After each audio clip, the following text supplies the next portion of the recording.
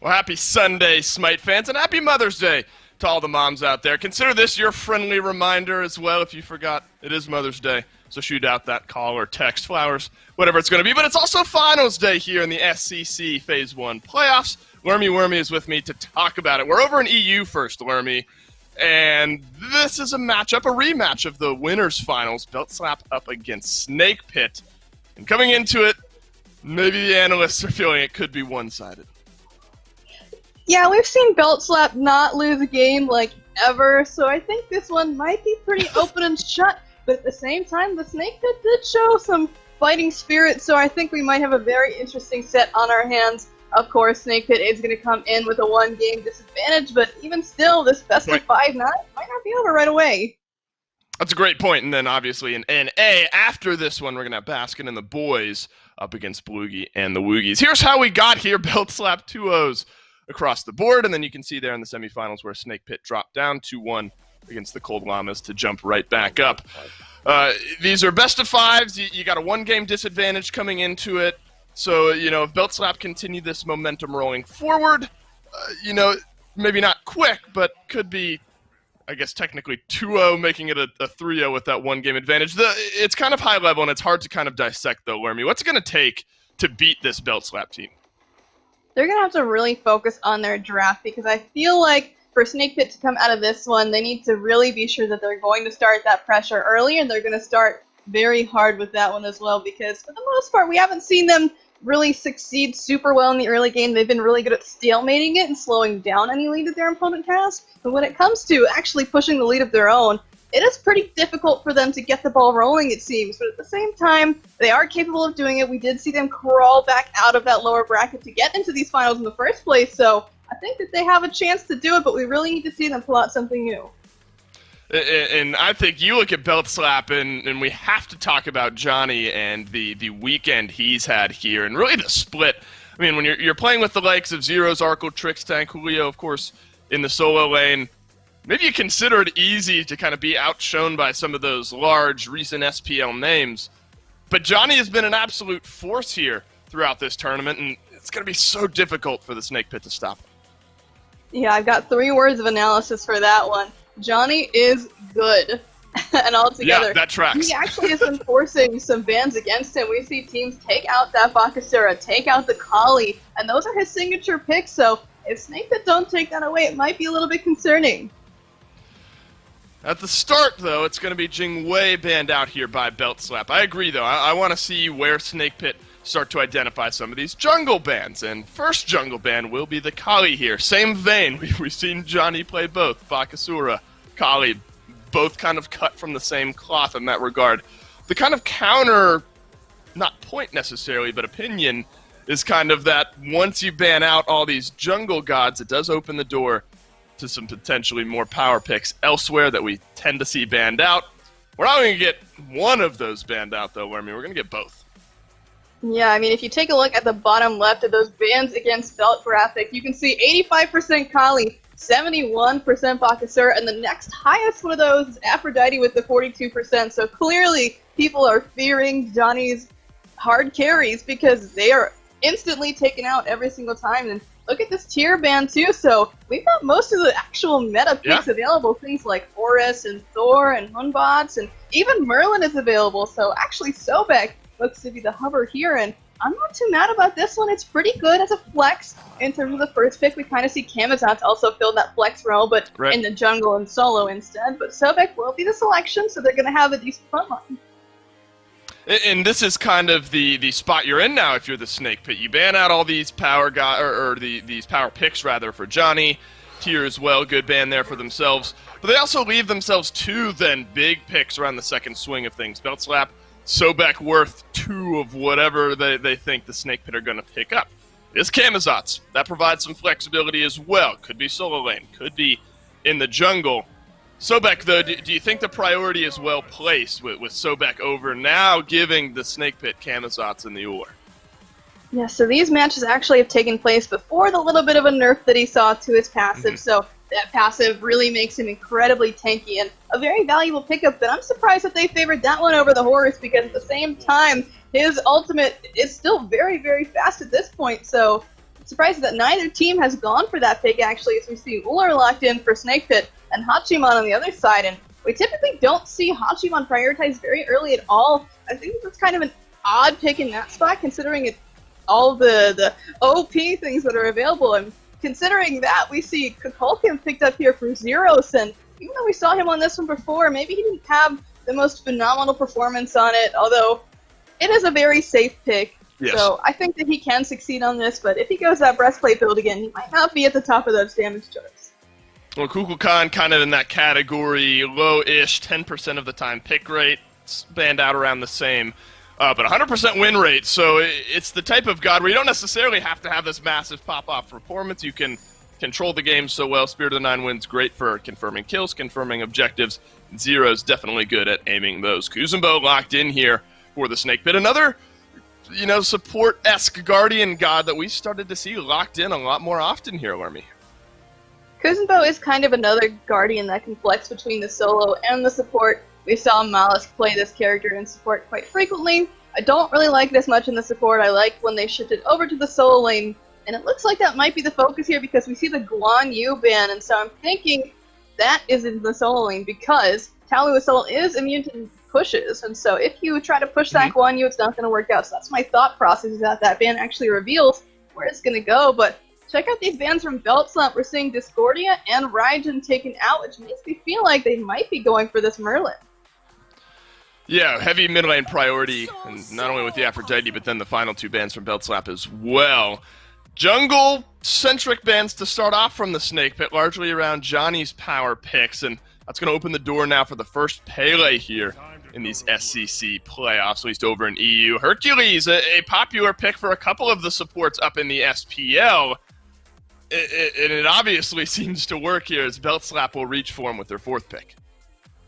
Hercules, a very strong support, but also a strong solo laner. He does just get a ton of power in that early game, so assuming they might want to invade a little bit, that might be a pick for them. But look at this Habwa. I assume this is going to be going into the jungle because they don't have an assassin on their side, and that has been a pretty powerful pick, not picked yet on the EU side of things at the very least, but since he's here, he's going to have a hard time maybe reaching this Pele, but at the same time, he does a ton of damage, so not too concerned about that one. He'll be able to pop off pretty well, I believe.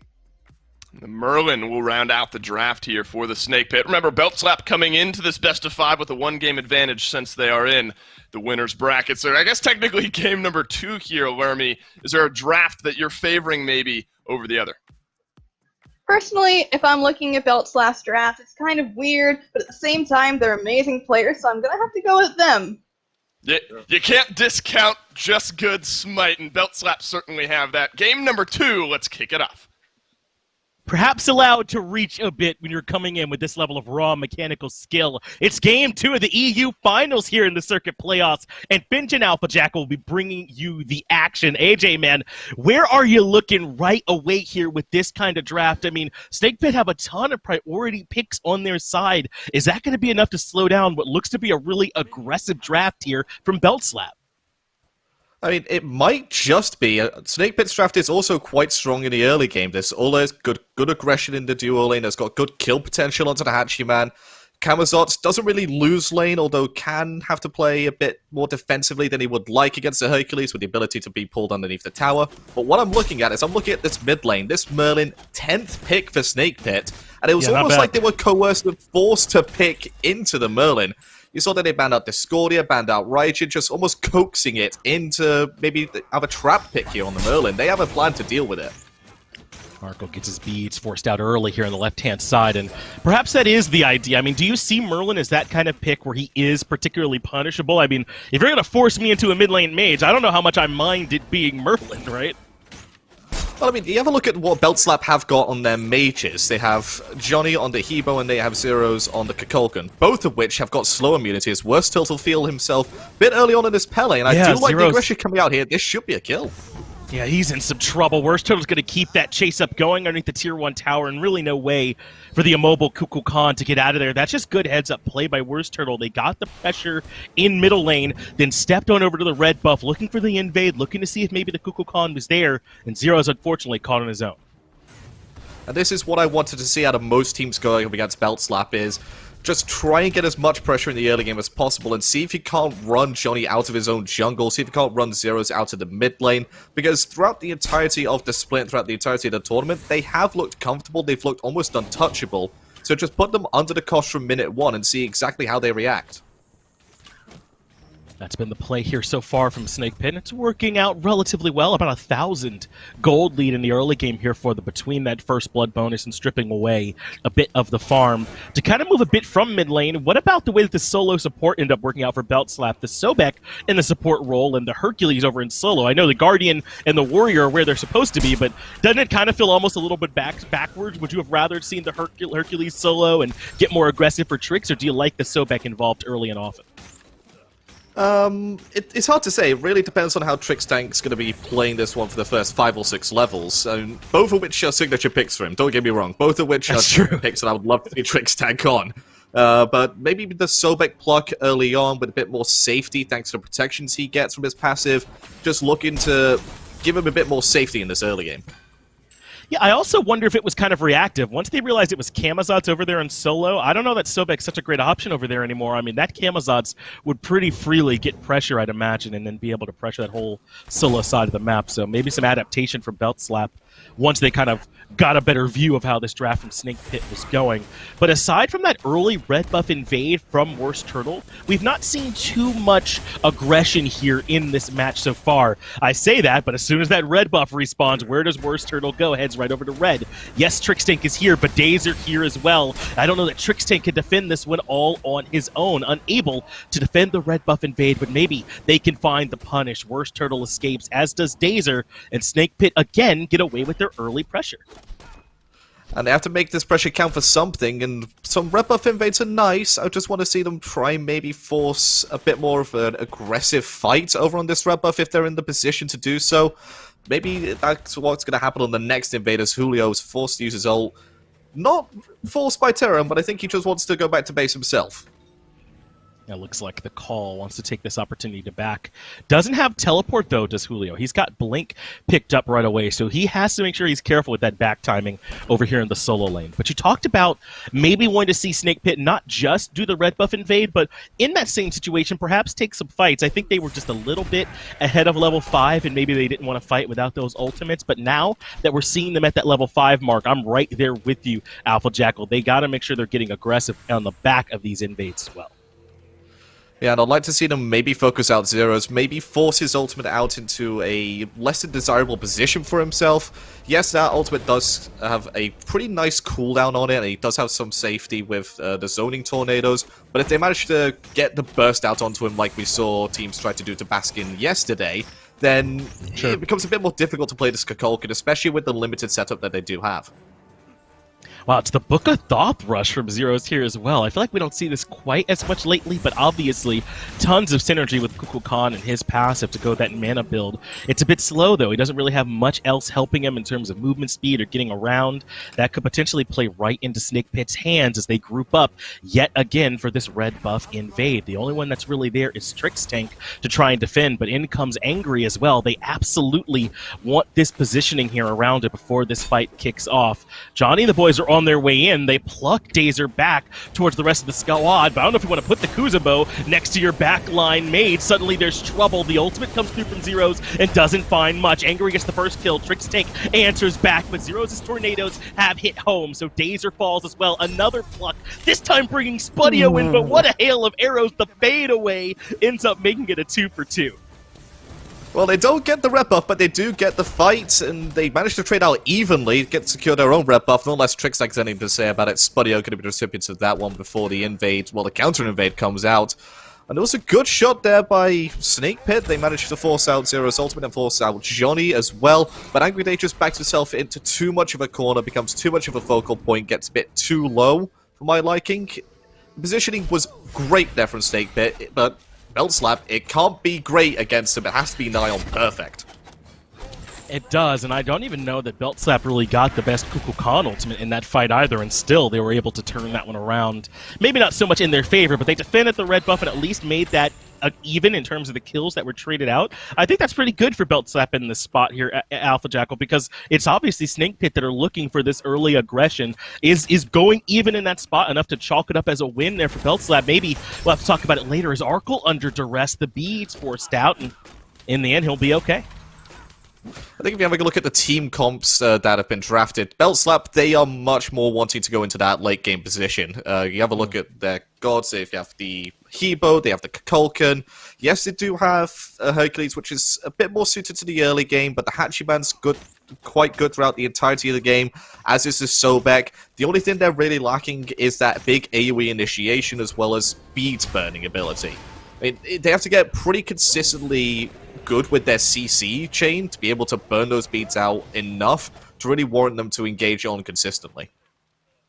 I feel like it's really going to be reliant on some of that range CC. Perhaps the pull from Julio might be sort of that best tool for getting the party started there for them, or maybe they'll just rely on Trixtank dashing in with the charge prey, but if beads are up, maybe not the best way to try and start off these fights. So Belt Slap have done a good job to slow down this aggression from Snake Pit for now. I feel like this next red buff in Respawn Apple Jackal will really give us a good indicator of just how aggressive Snake Pit want to be. Do you want to see them back there again to try and fight one more time around that objective, even with Belt Slap responding so well? I'd like to see them maybe look for a pick or an engagement just before the red buff spawns, to about 10-15 seconds before it happens, just to try and catch Belt Slap a bit unawares, and the one that's caught unawares is Dazer, forced to take a bit of damage there, with a good initiation from Trixtank, and honestly, that could be all she wrote for this red buff invade strategy that Snake Pit were running, and Belt Slap have responded to it perfectly. They've stemmed the bleeding quite early on, and the only lead which Snake Pit really have is that first blood.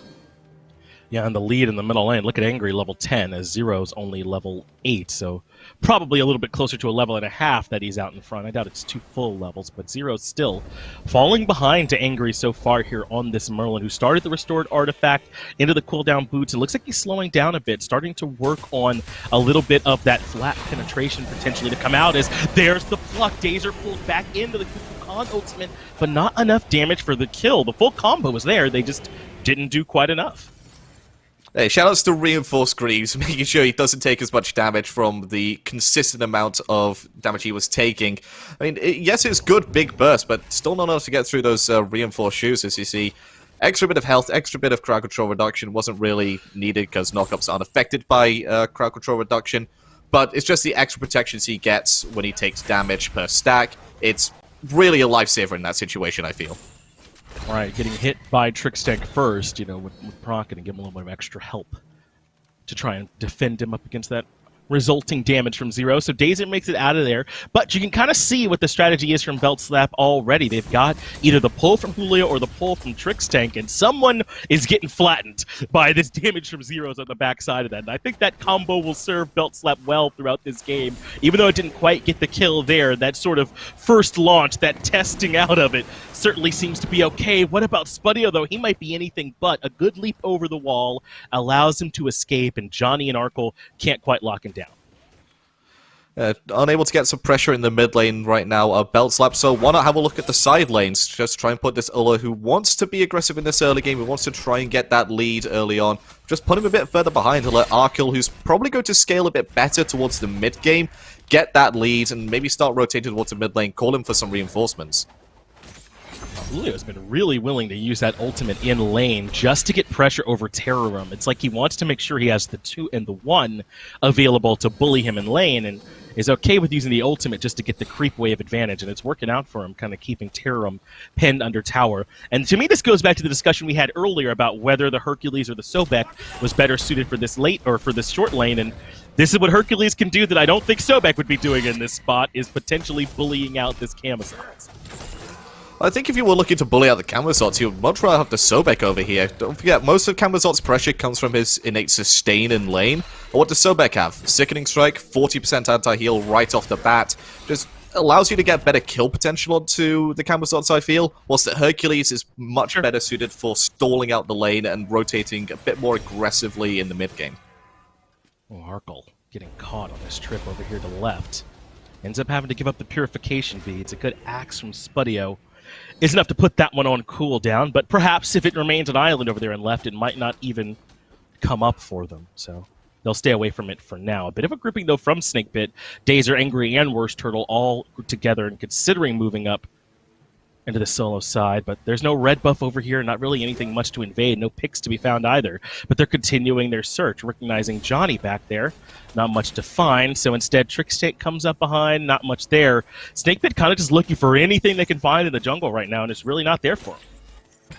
Hey, have a look at the ward situation on the left-hand side. It's just a sea of red. Snakepit, they want this left-hand side jungle. They want this Gold Fury warded up tightly. They don't want to give Dzoni any opportunity to put pressure on this side of the map. And if he goes over to the right-hand side to try and put pressure there, I believe Terrorem's just going to be A-okay, safe and sound. Even though he doesn't have any magical protection right now, that Bat Out of Hell is going to give him enough safety. Doesn't have to worry too much. Would Terrorem if he were under duress, I suppose, or under attack? Something of that nature. We've had plenty of attempts here, but it's felt relatively slow-paced throughout this early game here, Alpha Jackal. And you've already talked about how Beltslap might have a bit of an edge in terms of that late-game fight and just how some of their gods scale as opposed to Snakepit. And I think I agree with you in that regard. What has to be this next place now where Snakepit are looking to try and extend this early lead? Because it has been developed, right? They're about 2,000 gold or so out in front as a result of the way they've been able to play this early game so far. What's got to be their next step? Maybe it's just grouping up here near Gold Fury as they have. Axe lands onto Trixtank, but they can't keep the CC chain going, and Snakepit fall back, not even starting up the Fury. Reinforced Greaves coming up clutch yet again, but this time it's for the diminishing return, the crowd control reduction stat on it. 20% crowd control reduction meant he was stunned for a bit less time. They couldn't get the CC chain they wanted off there, but in terms of what I would do if I was Snakepit is do exactly that. Force Beltslap to rotate into the jungle where they're a bit less safe, where they're a bit more hesitant to take fights, I would say. Yes, you do have the Kukulkan ultimate, which is a big surprise ultimate. You want to use that in the jungle. But if they're the ones getting caught unawares, if they're the ones getting engaged on, they would much rather take a lane fight. So Snakepit, force as many jungle fights as possible, force rotations over towards this Gold Fury, and see if you can't sneak the objective. Yeah, even if all that you're doing is getting them to kind of move out of their lane and just be around to try and answer that Gold Fury threat if it happens, it does favor you when you're in the lead, when you're kind of in control of the way the other team has to be pushed and pulled across the map. But still, patience from Snakepit as they try and find their opportunity in. Look at all these blinks from Beltslap, though. We thought Snakepit were going to be an aggressive team. They got plenty on Beltslap's side as well, so Snakepit can't afford to over-aggress as the charge spray comes out. The beads from WorstTurttle are way too late, and Dzoni is able to claim the life of the Pele this time. That is problems now if you're Snakepit. They really need WorstTurttle up and keeping track with Dzoni here in terms of farm, and instead, he might fall a bit behind. Not only does he get his beads forced out, he also gets his ultimate forced out, blocked perfectly by Trixtank with that lurking in the waters, and that's just all she wrote for Pele's escapability. Yes, does have good movement speed on that third ability of hers, but it just wasn't enough to get away from this Beltslap monstrosity at first. No, they've got too much damage when you're stuck inside the CC chain. Whether it's Dzoni or Zyrhoes, you're going to fall to one of those. And I think that's why you see the Oni Hunters coming up early there from Dazer. Some recognition alongside that Runic Shield from WorstTurttle that it really is the magical part of this backline that they've got to worry about for now. Arkkyl not quite swinging as hard as Zyrhoes and Dzoni. So I think Snakepit are at least recognizing where the trouble lies so far, Alpha Jack. Beltslap have also recognized what they want to do in terms of protection, and that's buy Breastplate of Valor. So stock is increasing in Breastplate of Valor, so invest now if you are any form of magical damage dealer. They're flying off Johnny the and shelves. Zyrhoes to take. They are. They're sold out. They're sold out in my game. I can't buy one. 3 over here for Beltslap. CDR, mana, tons of protection, so I suppose that makes sense. And really, it's kind of the exact different story for what Beltslap are doing, right? They're mostly worried about, Pele damage and Ullr damage. Yeah, this Merlin's going to be swinging, but maybe not quite as much as you have to worry about from everyone else. You can already tell from this itemization a bit who these teams are trying to mitigate in terms of their impact from their damage here so far. But Beltslap have done well to kind of stall out this early aggression. I was going to ask you earlier where you wanted to see Snakepit go for aggression. Hopefully your answer would have been Gold Fury, because that is where they're heading, and the Merlin damage means they're burning it quick. It's already down to half, but it's right in Trixtank's face. He can't do anything about it, though. Snakepit confirmed the objective. The ult does put good damage on the WorstTurttle, but he's already out. I think Snakepit have robbed the bank and left. Yeah, this is one of the issues that you run into if you do build that Breastplate of Valor build, is yes, you are safer, yes, you have that extra CDR, but your damage output isn't as strong as it should be. Without any extra penetration, I think Dazer is sitting pretty and will be more than happy to tank some Tornado Ticks just to put some extra damage back onto Kukulkan or even zone him out a bit more. The same story for the Hebo. The damage output just isn't there for Belt Slap. So they need to slow the pace of the game down even more, and Snake Pit, recognizing that perfectly, turn on the gas a bit and make sure it's up into third, maybe even fourth gear. It's been a good start for Snake Pit here so far. I think that it's worth mentioning just how dominant Belt Slap have been up until this point, Alpha Jack. I don't believe they lost even an individual game. Obviously not a set, as they're still in the upper bracket here of these finals. And they're just stacked with SPL-ready talent as well, right? So I think Snake Pit, also with plenty of talented players going this long up against them, or even holding a lead through the early game, pretty impressive here so far. It's a lead, but the lead is starting to dwindle. If you have a 3k lead at about the 10-minute mark, that's something really worth talking about. That's something worth going, right, we can turn this into an even bigger advantage. We can snowball this, lads. Let's keep on the aggression, let's keep going. But a 3k lead at the 17, 18-minute mark, even the 20-minute mark, it's not as scary if you're the team that's behind. It's not as dominating of an aura if you're the team that's ahead. So Snake Pit, yes, they got that objective. Yes, they managed to sneak that one away and get out scot-free. But they need to keep putting these objective pressure on, and the Pyromancer is a perfect call from them. And really, Belt Slap, not local, and I doubt they would have known anyway. It looks like a sentry ward over there for Snake Pit right around that area. They control all that information, and Belt Slap really couldn't do much about it. Nice knock-up brings WorstTurttle into range. I wonder if there's a type advantage there for Hebo up against the Pele. Probably not. Either way, plenty of damage ends up coming out from Dzoni, and WorstTurttle has to fall back. A bit of an experience deficit in that jungle matchup could potentially end up mattering, but Angry's lead against Zyrhoes is still there as well. And they're going to have to start leaning on this Merlin for their damage, but so far they haven't really been able to push people into the Merlin's damage. They haven't really been forcing anybody into taking massive damage from the Blizzard and Ice Burst combo. They don't have a ton of setup. No, and that's the same on Belt Slap. So both of these teams, they're really looking for picks to be starting off these fights with, and honestly, it's sort of going to stalemate when it gets up towards that late game and the Fire Giant dances. It's going to come down to positioning. Who gets caught out of position first is ultimately going to lose the fight for their team, I feel. And that's why I think Snake Pit coming into that late game, at least with some kind of lead, is going to be pretty important. If they can have that defensive positioning around the Fire Giant, I would think at least theoretically it would make it a bit harder for them to be the ones getting picked. They should be able to kind of force Belt Slap in and maybe find a favorable fight there. That's all in theory. In practice, Belt Slap have proved to be a much more difficult opponent. As now Snake Pit are grouped up around a Tier 1 tower siege here, Alpha Jack. Julio and Terrorem have made their way in, so the solo laners will impact their first fight as Dazer's in. Not a ton out of that ultimate there from Zyrhoes, but a big push-pull from Julio brings Spudio down quite low. So Snake Pit not feeling comfortable in this fight, but Dazer doesn't have a choice. He's plucked back in and pushed out. Over on the left side, though, Dzoni in trouble, but gets back up from Arkkyl, exactly what they needed to take down the Pele. Now they're forcing Terrorem out with his ult as well, and Snake Pit health bars are too low. Julio gonna continue the aggression as he finds one more kill. Arkkyl gets involved with the double, and suddenly Belt Slap have the 5 up against 2 advantage. You can win the 4v4 against Belt Slap all you want, but the second the 5th member rotates, it's an entirely different ball game, and knocking it out of the park was Hercules on that baseball Herc skin. Yeah. And now they're running straight towards the Fire Giant. I mean, Julio did a massive job zoning there and turned the fight for his team perfectly. Terrorem and Angry Day in the vicinity to try and defend this, but it's not going to matter. Trixtank with a good defensive pluck. And the Fire Giant goes away with Belt Slap. What was Snake Pit's game, it's for 20 minutes, is no longer their game. And there's a lot to talk about there, Applejack. I mean, you mentioned the zoning there from Julio, but do you like the fight selection from Snake Pit? I mean, I know we said we wanted them to pressure, but they just kind of grouped up at the Tier 1 and tried to force it down. Was that the way you would have tried to put that pressure onto the map? I like the attempt to try and get the pressure onto the Tier 1 tower. I like the fact that they took the fight after Zyrhoes had used his ultimate onto Dazer, and Dazer was completely fine. Yeah. That Spirit of the Night Winds tickled him. Did nothing.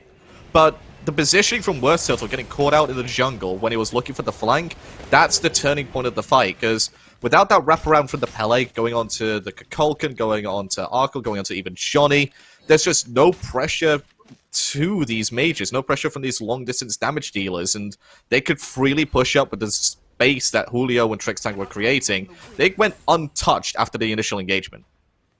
Interesting. Primal Fury under pressure from Snake Pit. They will grab the objective, but now they could be in a bad spot up against a Fire Giant wielding team.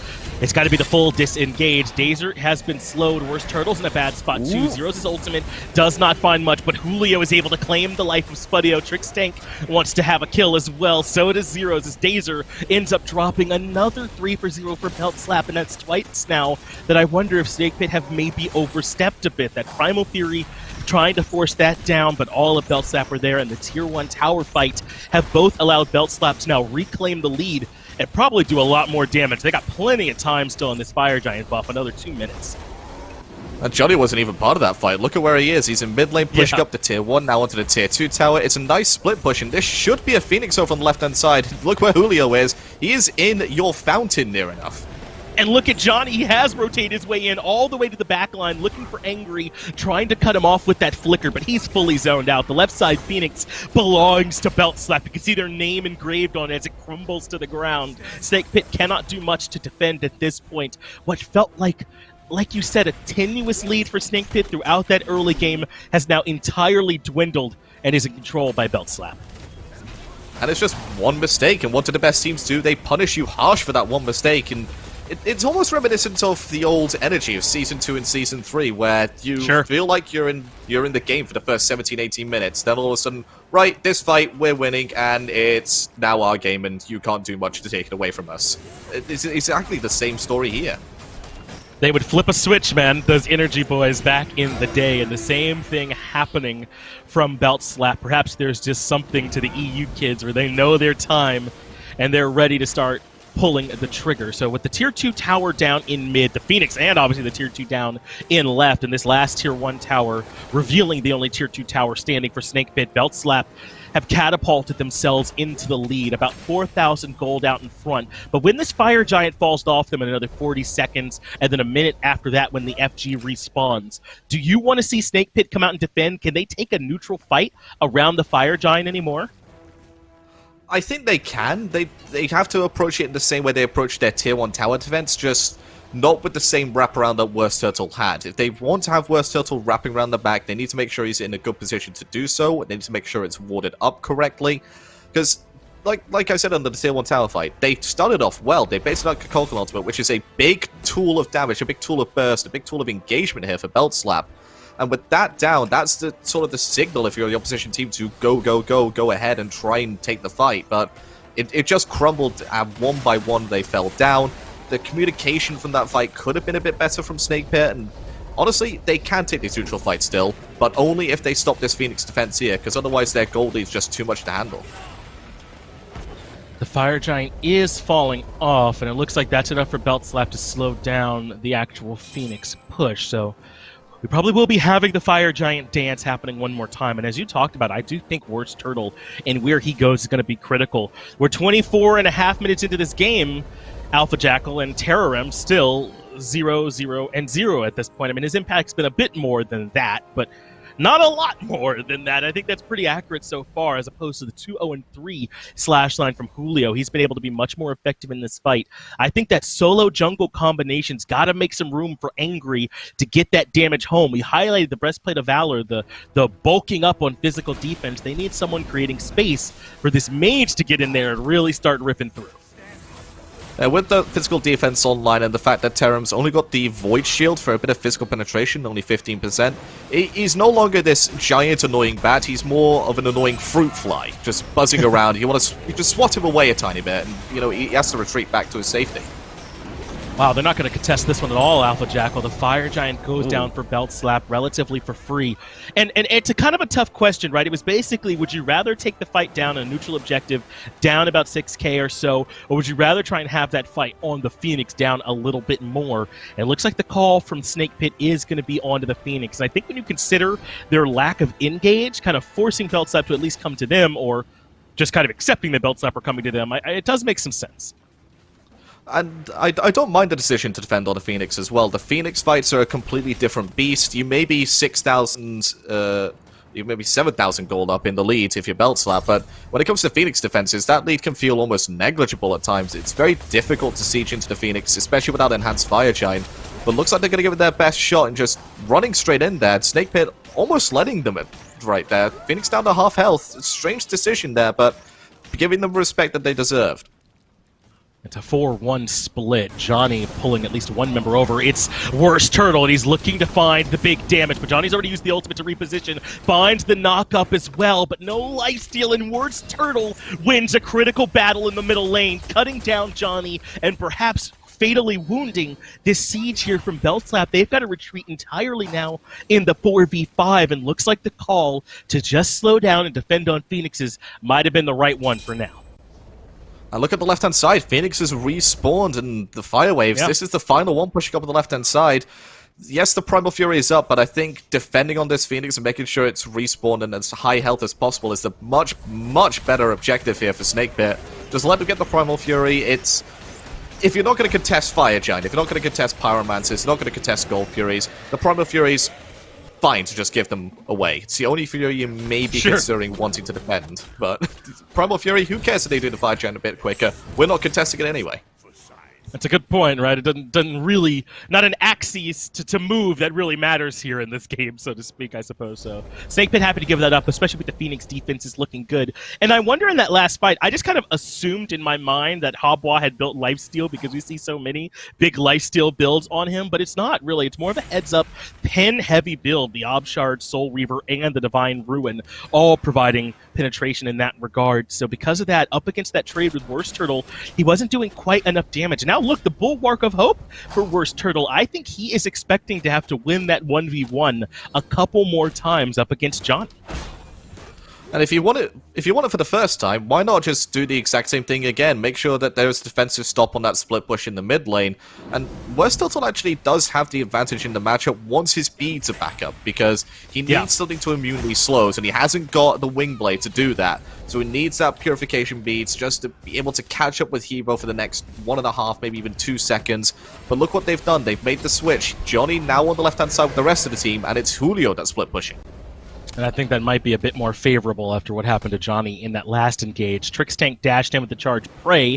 Didn't find much there, so that means his ultimate and Zyrhoes' are on cooldown as a result. And that's twice now that Snake Pit have repelled this aggression from Belt Slap around their Phoenixes. This Phoenix defense from Snake Pit is actually a bit tougher than we thought. On the right side, the actual 4v4, I don't know. It looked like Belt Slap probably, if that was given more time, would have come out ahead. The problem was that they just lost that 1v1. Now that they put Julio over there, perhaps it would start to favor them, but they're running out of time on the Fire Giant. It looks like they're going to slow down for now, and after this next minute passes, they'll have the enhanced Fire Giant. So with that EFG, maybe it'll favor them even more.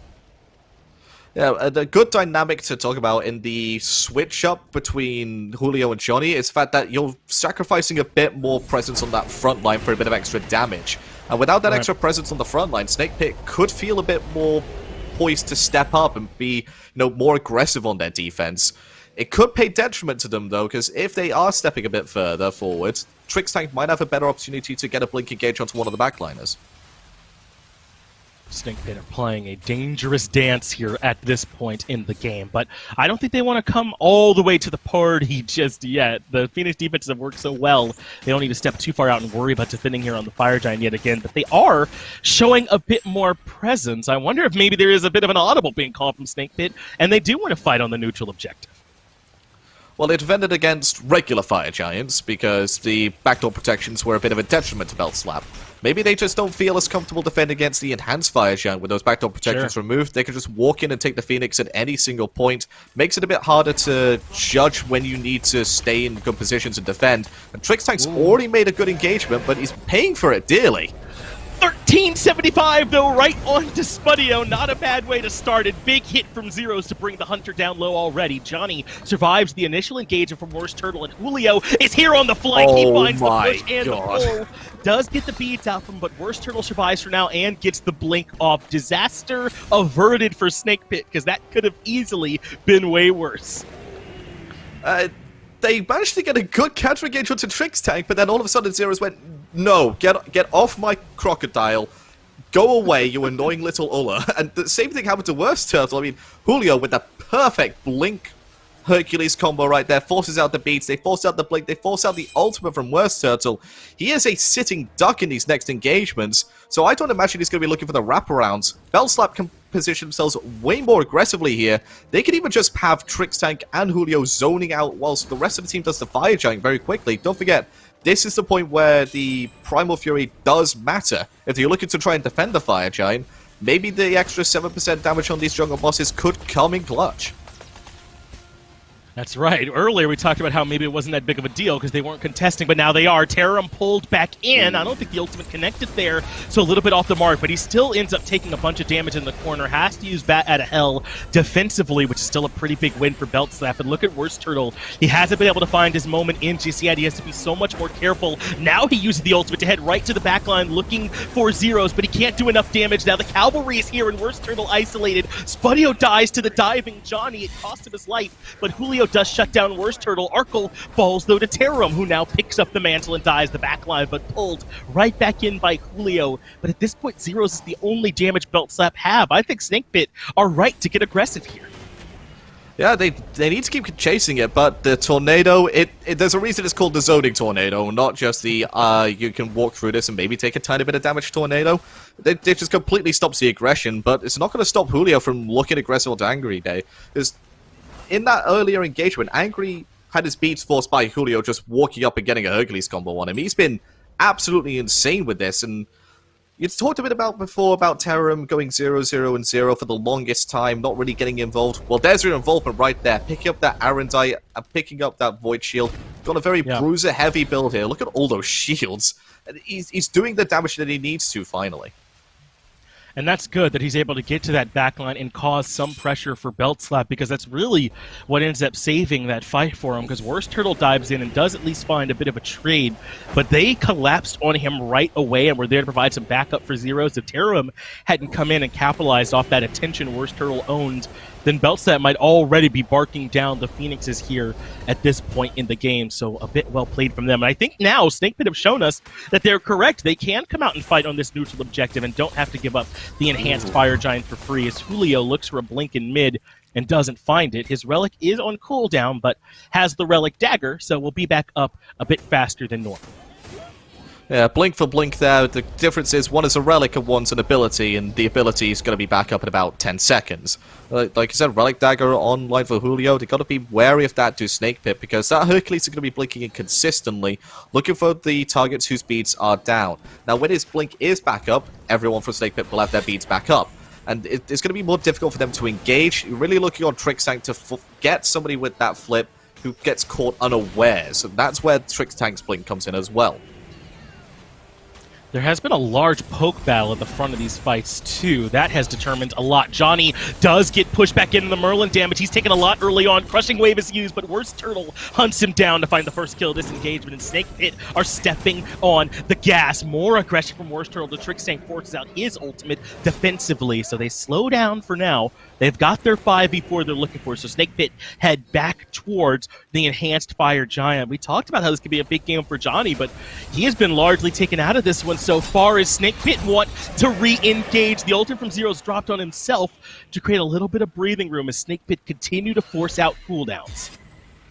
Yeah, but that ultimate came at the same time as Trixtank did the correct job with the support and peeled for him, so both tools used there for the exact same job. Fire Giant's going to go down, because without the steal potential from Zyrhoes, it's Snakepit's every day of the week.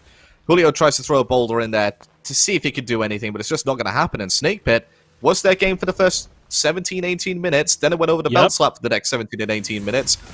Don't tell me we're going to have another 17 or 18 minutes again for another switch up. Yeah, perhaps. Beltslap's defense has to be pretty strong, though. Whenever you got a Kukulkan on your team, you feel good about your potential to defend successfully. But this has just been such an interesting game. Snakepit had all this early aggression with the repeated red buffs, invades, and making life hard on Zyrhoes. It got them about a 3k gold lead to start. But around the 17-18 minute mark, they dove too hard on the tier 1 tower. That fight around the Gold Fury goes awry, and suddenly Beltslap are the ones in control. They get the Fire Giant. They're pushing down. But then their siege starts to stall a bit. They lose the 1v1 with Dzoni up against WorstTurttle, and that doesn't go in their favor. Now, being successfully repelled off the Fire Giants, that Snake Pit has reclaimed it. It's been a back-and-forth battle here, and maybe it's time with Snake Pit on the offense to find that resolution. And we maybe get to see what Beltslab are truly made of at this point. Don't forget, they've gone completely undefeated, like you said earlier. Gone 10-0 throughout the regular season. So far in this tournament, 2-0 against Optimus Gang, 2-0 against Snake Pit in the winners bracket finals, which is why they've come into this best of 5 with a game advantage. This is one of the first times where we see them truly under pressure. And speaking of under pressure, Angry's immediately erased. And a big ultimate coming out from Zyrhoes as well, finding multiple targets. WorstTurttle gets flattened as well. Oh no, the second they stepped into the batter's box, things have gone problematically for Snake Pit. A 3-for-0 already, and I don't think Beltslab are thinking of going anywhere else except running it down mid. Who can stop them at this point, as Julio will do everything he can to prevent Dazer from rejoining them? That means just one Camazotz to fight for. I don't think a Camazotz solo lane is what you want to try and fight 1 versus 4. Yes, he's got the extra protections, but his damage output's not ideal at this point, and there's going to be no stopping Arkkyl here, no stopping Zyrhoes. Trixtank's going to do his best job just to zone Terrorem away from this. This is going to be game, and Snake Pit, they had it. I honestly felt like they had it, and just, again, one fell swoop, one bad fight, and it goes the way of Beltslab. Yeah, Terrorem cannot do enough to defend. There's the ultimate from Zyrhoes just to clinch it. Beltslab, after this back-and-forth seesaw of a match, one Tier 2 tower defense, and suddenly they have cleaned up Game 1 here. Alpha Jackal, I mean, that's not the way the momentum of the game was going. Like you said, you expected another 17 minutes where Snake Pit were in control before they gave it back over to Beltslab, but instead, what a strong defense around the Tier 2. What went so wrong for them on that dive? It was Angry got plucked in and ate every single bit of his health bar from a Kukulkan ultimate. Everybody else got hit by Kukulkan ultimates as well, and then Julio went to the backline and cleaned up. That's pretty much exactly what happens. You get hit by the Wind Dragon, you expect to die to the Wind Dragon. And that's what we saw happen here. Beltslab continue their undefeated streak here by finding one more min, and because of that, because of their one-game advantage, break it down. And it's close here, Finch, in game number 1. Appreciate you guys on the call. Wormy's still with me to break down game number 2, I guess, technically, here in this one. And I think the big takeaway is, yes, that Beltslab kind of keep their winning ways going, but Wormy, the Snake Pit were in it right up until the end, where they weren't. I was super impressed by their play. I think they did a really good job of finding at least a little bit of a lead in the early game, and of course they did start to slowly lose a grip on that, but at that fight around the Fire Giant, I mean, they definitely were able to turn that around, but what comes down to it is that when people focus out Angry, Snake Pit just can't do anything. Yeah, he's sad when people, angry, I suppose, still, but also a little bit sad. Zyrhoes 3-2-9. On the Kukulkan in the mid lane. Trixtank at 3-0-10. So good look there from the Sobek. So much setup. I mean, I think a lot of the topic when you see Kukulkan picked is where is that setup surrounding the Spirit of the Nine winds flying through, and I think Beltslab had that in spades. The Plex were finding themselves consistently. Dzoni found some good rotations. Top damage, not in the game. Angry was top damage in the game, but Zyrhoes certainly making this Kukulkan look great here in game number 2.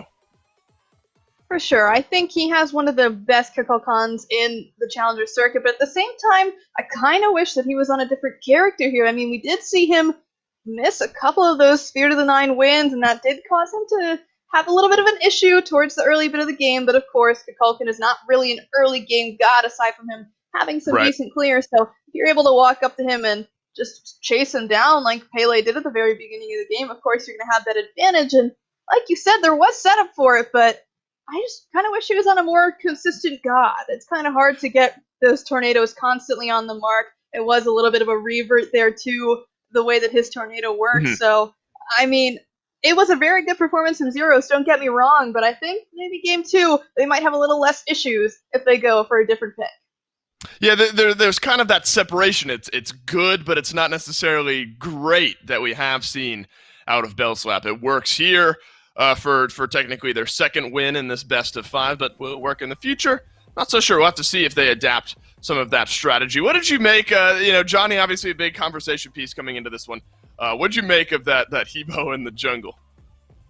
I don't think it was a standout performance like his Bakasura and Kali play that we saw earlier in the tournament. But of course, Johnny is just good, and that's the end of the sentence. He's just talented overall, and his mechanical play is insane for a jungler at this level. So I think, of course, Agreed. He did a great job considering what he had, but I think maybe, the Hubwa is a hyper carry, but perhaps it's not his style of hyper carry. I want to see him try and go for something a little bit different here. I think, just in general, Belt Slap had a good composition. They had the things that they wanted, but their picks maybe not the best suited for their playstyle. I think a little bit here, a little bit there, and their comp would have been perfect. Right, there's certainly room to tweak if you're Belt Slap. It's kind of that Paul effect, I guess, surrounding Johnny, where you're going to pull so many bands over to yourself, but you're still going to be able to do well on pick number 4 or 5, depending on when you're able to actually select your god for the game. So maybe leaves room open for Snake Pit to adjust some priority as well. Won't change with the Kali band out. And I guess maybe similar to the Paul effect, it's like the lesser of 4 evils is just letting Johnny play the 4th jungler off the board rather than what we know he can do on the Kali or the Bakasura. Snake Pit seem to agree, so they'll take those 2 away one more time. Jingwei, Yamoja continue to be banned out here by Belt Slap. Aphrodite to immediately follow up. It was a Sobek first pick there in game 2 as far as Belt Slap priority goes. I wonder now, I agree with some of the conversation around that mid lane, maybe put Zyrhoes on something a little bit more tried and true. Again, not that he did bad in game 2, but something a little bit different. The Sobek, though, certainly looked good, so you can't fault him for going back. Not at all. Trixtank had a phenomenal performance on this Sobek, so I do hope he gets to run that one back, because his frontline performance has been astounding this tournament, but that Sobek, man, that's something else. So I hope in response we see a little bit something different here from Snake Pit. I hope they go straight back into that Camazotz like we see here, so probably going to be another solo lane pick for Snake Pit, but maybe even a Horus pickup here. I think he's maybe a little bit undervalued for Snake Pit, as they haven't really gone for that. Instead, they had the Kuzenbo last game, but they're going to run it back with the Ullr. Yeah. I mean, it's full same 6 first bans, same first 3 picks here from both teams. It was an interesting point Finch made, though, in that Camazotz 0-0-0 through the first 20 and some change minutes into that game. I think I also agree with Finch in that there was more impact than triple zeros maybe dictates in that KDA. Do you want to see a different playstyle maybe out of this Camazotz, or is it more of the same, maybe just with some minor tweaks here and there? I think it really depends on the jungle pick here for Snake Pit, because if this Camazotz is going to be the only really diver, then perhaps it could be played a little bit differently. He can kind of sit on top of the carries, which is typically what you see him doing in general. But because there was a Pele, it was kind of everyone rushed to the back line of the enemy team and try and do something. But unfortunately, the Camazotz is not able to really complement that playstyle very well. But insofar, we've got a salty run back.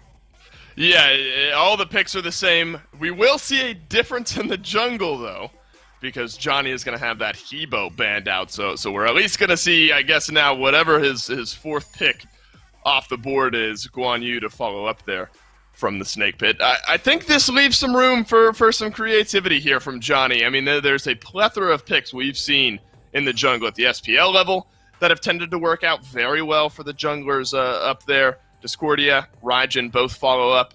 I mean, if there's an ideal jungle in your mind, I mean, it's tough to kind of predict. But does anyone jump out at maybe filling what Belt Slap needs?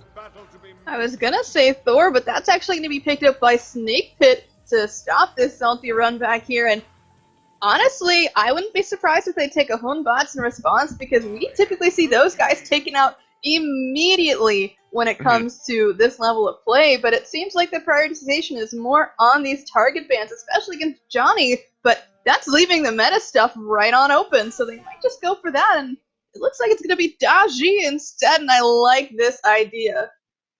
Why do you like the Daji pickup here for Belt Slap? I think it's going to be really easy for Johnny to head over to that dueling, because Ullr is not going to have any CC immunity in his kit. Sobek is a really good character, taking that away because of how aggressive he can be in the early game. And of course, Ullr not having that just makes it that he is pretty much the target here, and with them locking in Merlin last pick, that's another target for this Daji to hit with the chain. So if anyone can force out the beads from these carries, they could be in deep danger. Yeah, great beads burning potential for Belt Slap with the Daji, Hercules, Sobek. You look at some of the possibility there. Angry played Merlin in game number 1, 2 there, and actually had top damage in the game, so a good run back. Do you think Belt Slap have the composition that could win them the finals? I think they really showed that they knew exactly how to take on this team, but unfortunately a couple of little missteps here and there did take them back just a couple of steps. So I'm hoping that we see them fix those up for game number 3, 2, whatever we're at here, and take it.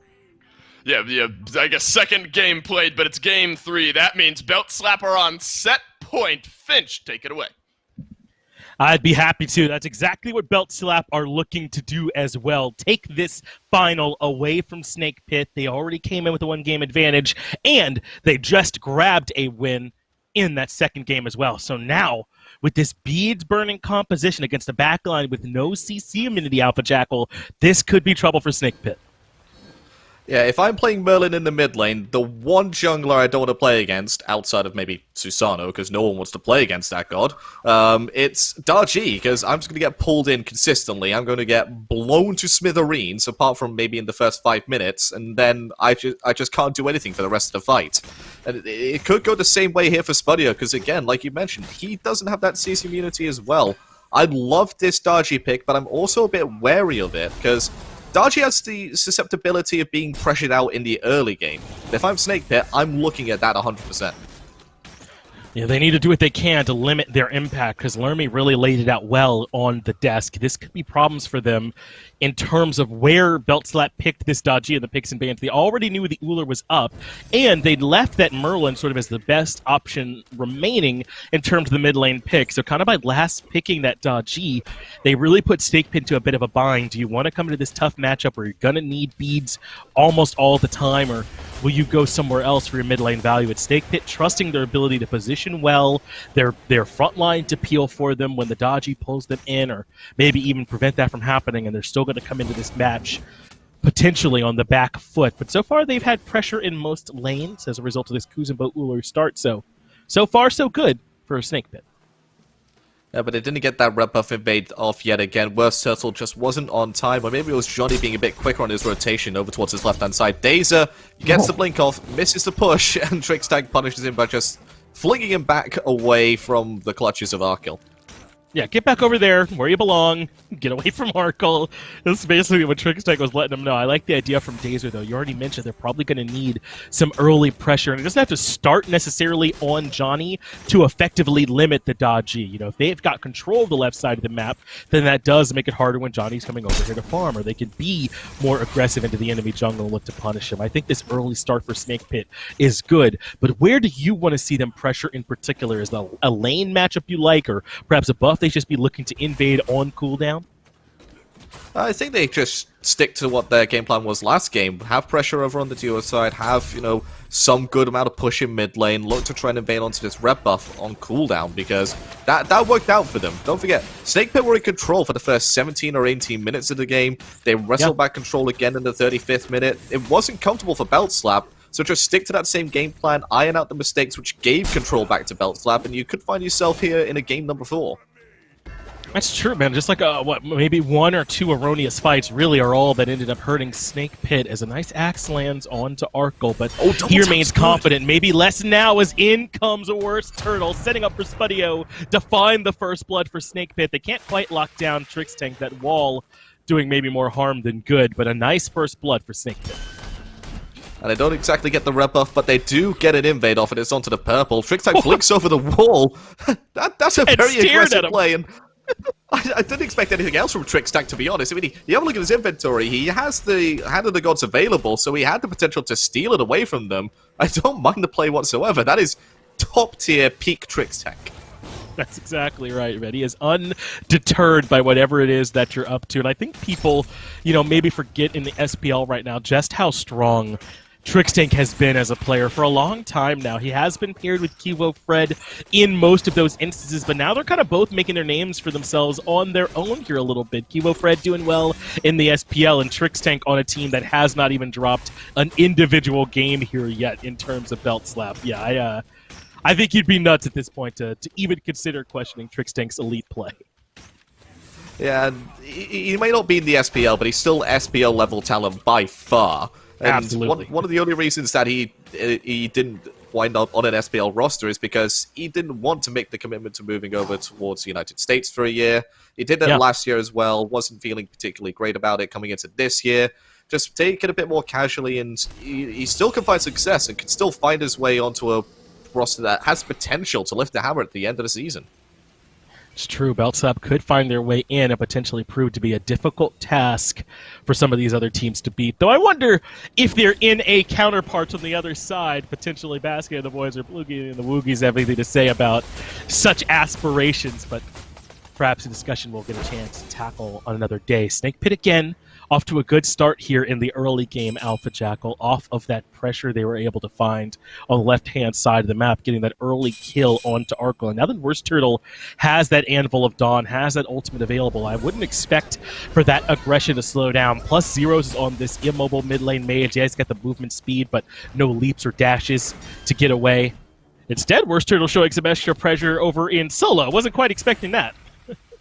I wasn't expecting it either. Julio, again, not gone for the TP, so I kind of don't mind the idea of trying to gank the Hercules at this point, but you don't have any anti-heal online, your damage output is quite low because you've also gone for the Talaria boots, Terrorem's not gone for his boots, he's gone for the Gladiator shield instead. You're not killing the Hercules at this stage of the game, but you're looking to poke him out and force him back to base, get that technical knockout. And because he doesn't have TP, every technical knockout that you do get is going to be lost farm for him. Snake Pit are deep into the Order side jungle right now, and they could be met with resistance. Trixtank and Dzoni are on their way. Julio can rotate to this, but he's half HP. They catch Dazer out in his rotation. The dash has been interrupted, but there is no real follow-up at this point up against Dazer or a tanky Kuzenbo. So they just end up letting him go. But look at this Hunter battle. Arkkyl is low, but he's the aggressor. EI Jutsu stun forces Spudio to use the beads and allows Arkkyl to reposition. I saw Spudio jump in on the minimap, and I was like, oh, go on, this is going to be a potential solo kill, but Arkkyl played it out really well, forces out the beads from Spudio as well, and look who's here. Oh, beads are down, my ultimate's going to be much more effective, on my way I come, and the rest of the Snake Pit recognizes as well, up into the pillar, goes Darji, manages to hit Dazer, but forces out that ultimate from the Kuzenbo just for that CC immunity. Had to be used there if he got pulled back in, especially with just Traveler shoes here at this point for Dazer. He was almost certainly going to be dead to rights there. Spudio managed to avoid getting caught back in without his beads either. I think it's also impressive to note that I don't think Arkkyl had to use his ultimate in that little skirmish he had up against Spudio. So even though Spudio did have him down quite low, Arkkyl remained calm, held on to the relics and ult and everything, and made it back out of there. That's big plays from him. Meanwhile, Spudio, without the beads, is going to be much more vulnerable, even if it's not the Dzoni that shows up as... Looks like there could be action. Yeah, WorstTurttle has gone up into the air around this blue buff, but instead comes back down in mid for Zyrhoes, and Zyrhoes, cool as you like, holds on to the beads and is able to get out of there A-okay. I wouldn't expect anything else from Belt Slap. I mean, SPL level players, they're going to be able to just... cool, calm, collectively address the situation as best as possible, holding on to beads, ultimates, you name it, until it's absolutely needed. And that's just a testament to Arkkyl as well. He's known as one of the safest hunters in Europe. Does play some of the safest gods more often than everybody else, so I think that might attribute to it slightly. But to the same point, you don't get that moniker without having good relic usage yourself. Yeah, Arkkyl, one of the more consistent players, I would say. Sometimes a little bit more high-end from Arkkyl. He can make some highlight reel plays, and then there are some times where Arkkyl can go a little into mode, but for the most part, you're getting someone over there from Arkkyl who's going to be consistently doing everything you need every single game, if not more. So Beltslap happy to rely on him on the left-hand side so far. And it's got to be good communication as well, just as a team. If they knew where most of the rest of Snake Pit were, then Zyrhoes would know he wasn't in that much danger and can be calm at the Tier 1 tower, and it works out well for them. Even with some pressure in the early game, Beltslap are keeping it close within that 1k gold deficit and not overreacting to the aggression. And if you have a Daji on your team, this is almost exactly where you want to be. Just not being snowballed on, not having a jungle invader 24/7, allowing the Daji to get online a bit quicker. And, you know, as the Thor in this matchup, you kind of do want to be playing on the aggressive foot and forcing Dzoni into bad positions. It's just not been able to happen so far. But I like the aggressive positioning here from Snakepit. Look at what Terrorem's doing. He's putting out wards consistently on that back RP on the speed hand side. And they're looking for those invades onto the back RPs. It may not be the same as taking away a buff, but it is taking away some farm. It is allowing a lead to develop. Yeah, and they've been there for it, too. It's also just good information. I mean, they could potentially find a rotation or a gank. Julio coming up a bit worse for wear in the trade here with Terrorem so far, and there's a lot of backup on the way. A good driving strike allows Julio to reposition, and they can't lock him down. But now Trixtank is stuck in between four. A good tail whip and lurking in the waters, and Snakepit are still on the run at this point. Dzoni and Julio all here to provide backup. WorstTurttle only dunks down onto the Croc. Zero's ultimate hits Angry in the backline again. There's a magnet in his head drawing the ultimate to him, and somehow Trixtank still alive. Finally, Terrorem rectifies that, finds the second kill of this game for Snakepit, but Dzoni goes to the sky, can't find anything with the powwow here, but Julio pulls him back all on his own, gets the kill on the Dazer to make it 1-for-1. You don't expect Dzoni to miss many abilities, let alone 3 fires of the exact same ability back to back to back, but that's exactly what happened there. And if he hits one of them onto one of either Dazer or Terrorem, that person's dead. If he hits both in its Spudio. I love the play here, the aggressive. The axe is missed, though. I think that's going to be A-okay for Arkkyl to get out of there. And action in solo lane as well, as WorstTurttle might have Julio in a bad spot. He blinks back out from the tower, buying some time, finds the God. Bring him back into the whirlwind. Julio is a nutcase, and the driving strike on the WorstTurttle, the Hercules in the solo lane, nearly getting both. There's Zyrhoes with the Zephyr for the double kill, and suddenly Snakepit have been answered back. Take a bow Julio for that sort of play. I don't think most solo laners would have been thinking about blinking back in and playing it aggressively, let alone still winding up with getting 2 kills for your mid laner, but Julio does it himself. Julio sets up perfectly, and maybe giving him the Hercules again could be the undoing here of Snakepit, because they've been looking for aggressiveness on this blue buff, they've been looking for the invade onto this right-hand side, and every single time Julio's just put a stop to it. It's been really impressive what Julio's able to do. And the thing is, we normally see those kind of Hercules heroics happening from the support role, right? Happening kind of along the left-hand side of the map, or maybe even in mid as they rotate around. But Julio, with this Hercules solo up against the Camazotz, has done a ton of work for them over there, too. And it really started with Snakepit getting aggressive around the blue buff and not being able to find much, and Trixtank buying a ton of time for the rest of Beltslap. But look what they've conditioned Beltslap to be doing. They've conditioned them to go onto that blue buff on cooldown. And that's something which I like Snakepit doing, is now they've rotated their mindset to the mid lane instead. When that blue buff spawns, don't go for the blue buff. You know Dzoni and Julio are going to be over there because we've made them go over there because we've been so aggressive on it. Let's go to the mid lane instead, try and catch Zyrhoes unawares, but once again, Zyrhoes hold on to his beats when he's been stunned by Thor wall when Thor's level 10. It's great play here from Beltslap because it's just been so cold. It's been so deadpan reaction because they've not been caught unawares whatsoever. It hasn't felt like it, hasn't. It really has felt like Beltslap are coming in with some of that veteranship, right? With some of that experience. They have been in the hot seat before, so it's hard for this one to feel warm for them, right? They're definitely still very, very comfortable here. And you know what? I think that it's worth mentioning that I've been impressed with what Snakepit have done. This is an easy matchup to come in and I think feel kind of doom and gloom about because of just how successful Beltslap have been. But Snakepit have come in with a good game plan in both games so far, and we're within striking distance in Game 1 and do still have the lead here in Game 2. It's only 1,000, nothing nuts or anything, but Snakepit have played well as Julio continues to bully Terrorem in the solo lane. Yeah, Terrorem's going to be A-okay without any anti-healing online by Julio, but there's just a bit more poke, a bit more damage going on to him. He wants to stand in the pool. Just leave him alone, Julio. You're not really going to get a kill by yourself. He's got the pool of essence to drink from. He's got the vampire bats to sustain up. He's got that devour to sustain up as well. Without any anti-healing online for Julio, Terrorem's going to be A-okay in this lane. He's free to eat that poke every day of the week. But like you said, Snakepit, they've been playing extremely well, and it's Agreed. not... Yeah. any criticism on them to the fact that they are 2-0 down already. It's just been one or two bad instances, like Arkkyl taking an axe to the face there, that's caused them, duress. Somehow Arkkyl losing the 1v1 that handily ended up being a perfect bait, right? He knew Dzoni was on the way in. I choose to give him credit in that regard, and it meant that Spudio really never stood a chance. He was playing checkers and Beltzlap playing four-dimensional chess, I suppose. Julio able to defend his blue buff successfully, and there is a whole squad rotating over here towards Terrorem. He still has Bat out of hell, though, so he should be safe. And they're not even going to heavily commit to him. Instead, he'll use that information to let his team know, hello, Gold Fury, and they're burning it down quickly. Beltzlap, for once, are caught unawares. That's just fantastic play from Snake. Good communication from Snake Pit.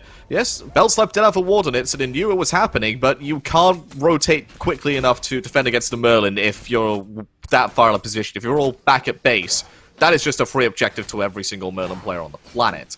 I do like the fact that he's gone into the Divine Ruin early on. It's going to shut down some of the sustain coming out from the Sobek, some of the sustain coming out from Arkkyl, but most importantly, if they manage to catch Julio unawares, if they catch him sleeping, they're going to burn him down. Well, he's got to be careful, man. Getting stuck inside that Merlin damage is a death sentence more times than not, but he has picked up this Oni Hunter's Garb, so should be a bit more protected in those situations if it ends up coming up. Beltzlap getting aggressive around the Chaos side, red buff, but there's the dunk down from WorstTurttle. He doesn't want to give it up for free. Dzoni takes to the sky with his own powwow and waits patiently for the chains. Doesn't get much out of the pulls, in fact takes a bunch of damage, but somehow gets out of there, so Spudio leaps over, finds the axe, and makes Dzoni pay for it. Good rotation though from Trixtank to try and pin him on the backside, but Snake Pit have done their job well. They defend the red buff invade and find a kill. Yeah, they also managed to force out a lot from Dzoni there. Have a look at his relic situation. His blink is still down from a previous fight, but his beads were forced, his ultimate was forced, and Arkkyl, the wall is so good from WorstTurttle that he's forced into using something defensive finally. And look who's waiting for him, it's Dazer. Dazer gets the beads out from him as well. That hammer not quite enough, and WorstTurttle couldn't safely teleport to it at that point. But that's still a lot of work, though, Alpha Jackal. They got the ultimate out from him and the purification beads. Arkkyl is going to be a bit vulnerable, even though he's Hachiman, that next time trouble comes to his lane. And for the first time in 16 minutes, I think WorstTurtle's thinking, finally, there's a lane I can gank. There is someone I can kill with my Anvil of Dawn. Because Beltzlap, they've been so patient with their relics that WorstTurttle hasn't got a sniff in for these gank potentials, and that's just credit to Beltzlap, making sure that this Thor doesn't have an avenue into the game, not through his own misplays, because he's been playing it extremely well, as you saw with that wall blocking off Arkyl's dash. It's just been Beltzlap involved for holding him no opportunities.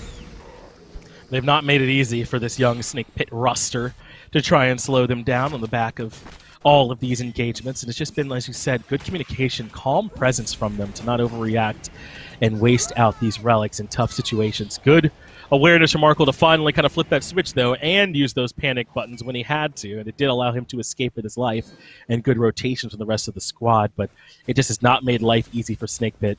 But still, we don't want to get it twisted. Even though Beltzlap have the kill lead, Snake Pit do still have the gold lead here at this point, nearly very close to 2,000. Experience, though, almost entirely normalized at this point. Now that we're at 17 minutes, Alpha Jackal, that small 1,900 gold lead, I mean, it's really not much of a differentiation here between these two squads. No, the experience difference tells a better picture of how this game's going right now. Pretty much dead even. Both teams, they're turning on the aggression on each other. Dazer's going to be the next one to feel the wrath of that Spirit of the Nine Winds. Does a bit more damage than it did in the last game. That's just down to the level differential, plus a tiny bit of penetration that he has online with that enchanted spear. But still not enough to take down this Kuzenbo, but that only Hunter's Garb coming in clutch. Standing around 3 players, 9% damage mitigation is nice.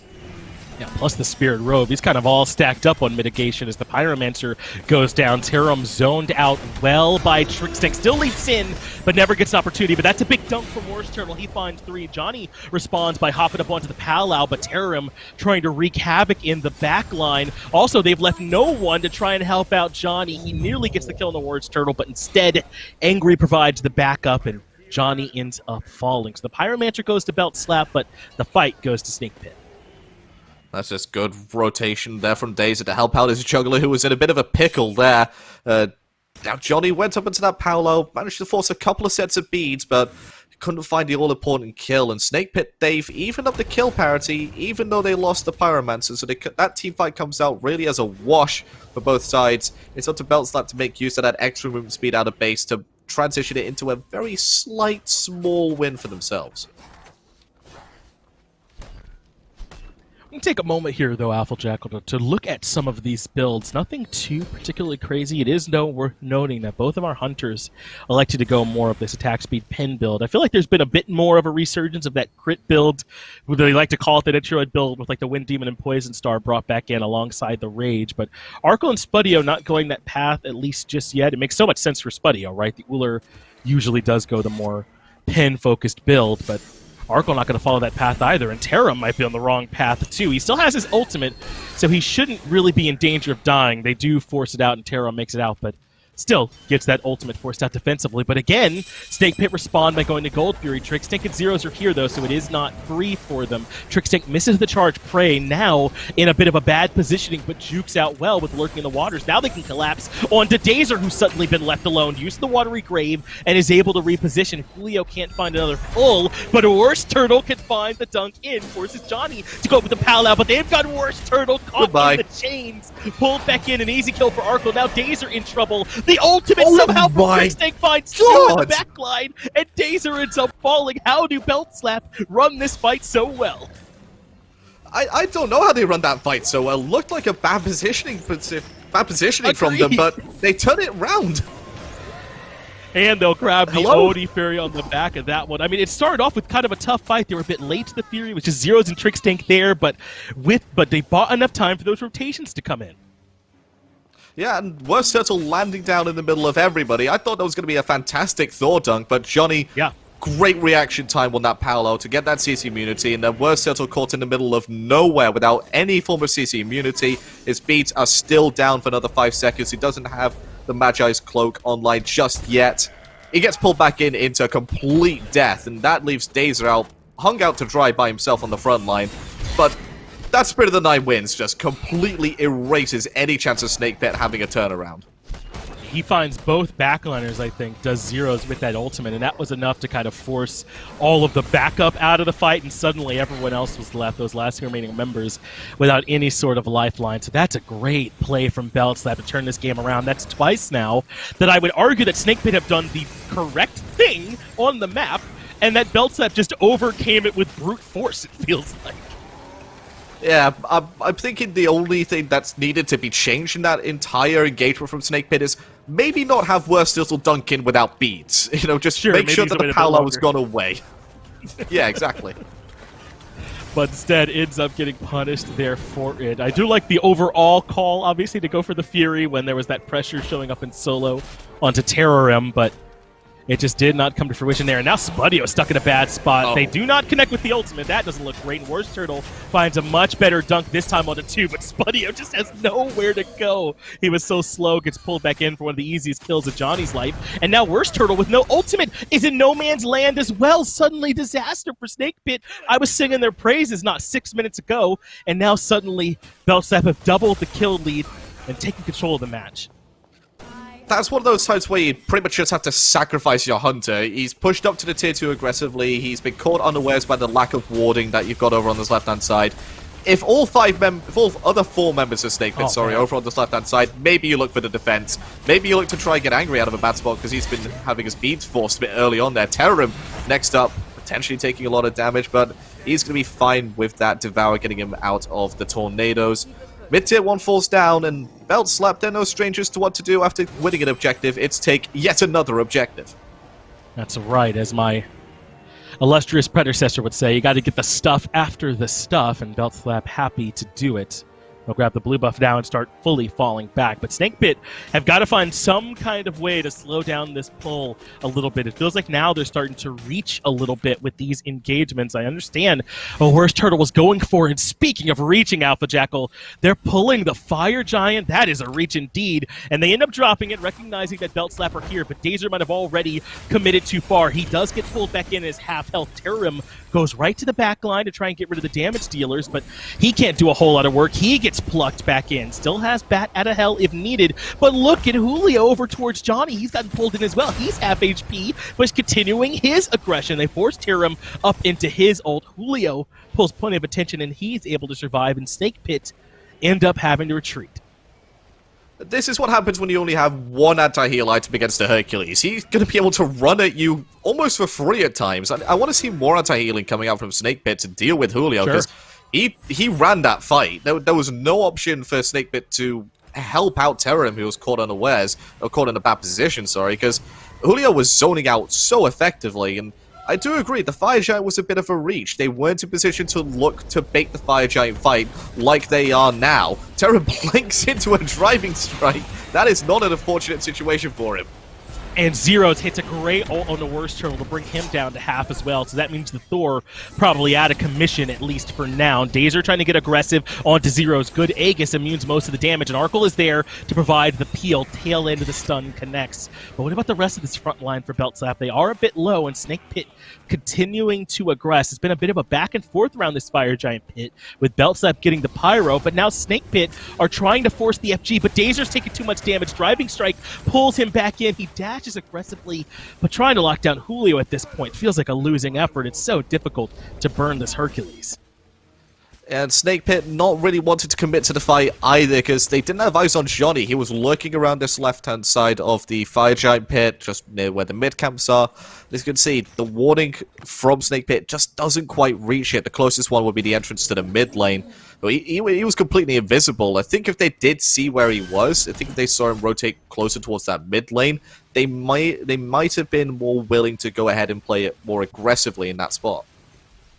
Unfortunately, though, without that information, instead, they kind of have to play it safe and start falling back. So certainly this is still a close matchup, but doesn't it feel like all the momentum belongs to Beltslap, especially when you consider the way that that first game went, that back-and-forth seesaw that they eventually just kind of manhandled and took control of. Then this game, where Snake Pit make the right call to go Fury, when there's a bunch of pressure in right, and Beltslap just kind of brute force their way through that as well.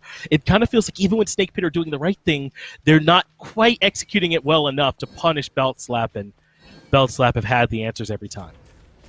Well, right now I think the game's in a bit of an even state. I wouldn't say Beltslap have complete control, but I'd have to give them a 55-45 advantage if I had to put it into any form of numbers, because their engage potential and their win potential is a lot easier. It's hit, pluck, hit, Spirit of the Nine wins, win fights. Whilst for Snake Pit, it's a bit more nuanced than that. It's focusing on Arkkyl as the first point of call. Dzoni is so low in the background, and Arkyl's in trouble too, but another good ultimate from Zyrhoes does find two targets. They lose Dzoni all by himself, but Julio cleans up the damage, gets the kill in the Spudio. Arkkyl shuts down Dazer as well, and Terrorem cannot finish off the job of cleaning up Zyrhoes. Trixtank can't get the charge prey either, and now Zyrhoes has WorstTurttle bearing down on him, but a good tornado. The wall is there, but no hammer, and the spin's not enough damage. Arkkyl gets there just in time. Terrorem, though, does have enough damage to get the kill, but it costs him his life to do it. It is just angry remaining after a bloodbath around the FG. And that's in my eyes is worth from Terrorem. If he doesn't get the kill onto Zyrhoes there, if he dies, or if he just lets Zyrhoes back to base and he back to base himself, that is 100% a Fire Giant call there from Beltslap. But without their consistent DPS potential from this Kukulkan, it's going to have to be this Primal Fury instead, which would help them out on this next Fire Giant, Dad's next Fire Giant push, because Snake Pit has to be a bit more wary of their burst potential on this objective with that 7% damage increase. Yeah, this is going to belong to Beltslap, and they will indeed be able to burn the objective much more quickly after this. Snake Pit have done well up until now, Applejackal, to remain within striking distance, but it feels like they keep getting right up to the finish line, but they're not able to cross it. Think about how low Zero was in that last fight, and how much extra time he was able to buy, how he was able to force Terrorem and WorstTurttle to really overcommit positioning-wise in order to clean up that kill on him. They're just not quite getting the job done fast enough, and comes down to good relic usage from Beltslap to good positioning. I don't think the Breastplate of Valor is hurting Zyrhoes at all in that regard either. It's made it harder for Terrorem and WorstTurttle to finish killing him on that dive. And unless they can do that a little bit cleaner, I don't know how they turn this one around. 28 minutes in, still only just the Divine Ruin to deal with his Hercules, and that's allowing Julio and Dzoni to create... it's allowing Julio and Dzoni to make this massive difference in zone between the front line and the back line, and that's exactly what BeltSlap want. They want this split fight to happen. They want Julio and Dzoni to create as much time and space as possible to allow Trixtank to peel correctly for Zyrhoes and Arkkyl, because overall, I'm expecting Zyrhoes to do more damage in the fight than Angry will, because his abilities are a bit more easy to hit, they're a bit more easily set up by Trixtank, and Arkyl's DPS potential with this crit build is going to be a lot better in dealing with Terrorem. Maybe not so Dazer, considering he is Kuzenbo, and crit against Kuzenbo is at times a death sentence for the ADC if he gets lucky or unlucky in that sense. You know what stat I'd love to see? I want to know who dealt the most damage to whom. Because I think that Alpha Jackal, that would kind of explain exactly what you're talking about. I'd be willing to bet Angry and Spudio have done almost no damage to Zyrhoes because they just can't get there to him. It's all entirely up to Terrorem and WorstTurttle to 100 to 0 him because of the great zone that Julio and Trixtank were able to pull on. Meanwhile, Trixtank is able to hit these long, not Trixtank, but Zyrhoes, can hit these long-range ultimates, and he can affect the backline of Snake Pit. A lot of that is coming down to that frontline work, and it's making the task a bit too tall for Terrorem as well as WorstTurttle. It's not just how much damage you deal, but effective damage, right? Onto which targets in the team fight are your backliners able to step up and actually get damage onto those priority targets. If I'm Snake Pit, I'm thinking of a slight change in strategy during these team fights. Maybe instead of Terrorem and Dazer going super aggressive and forcing this split that was playing into BeltSlap's favor, maybe the second Dzoni and Julio find themselves in the backline, you flip the script, you do a coin flip and go, right, we're going to go ahead and fight 5 versus 5 on our backline instead. Have Dazer and Terrorem turn around 180 on the dime and just try and blow up Julio and Dzoni, because it's just not working out right now the way that these fights are playing out for Snake Pit, so something has to change on their end.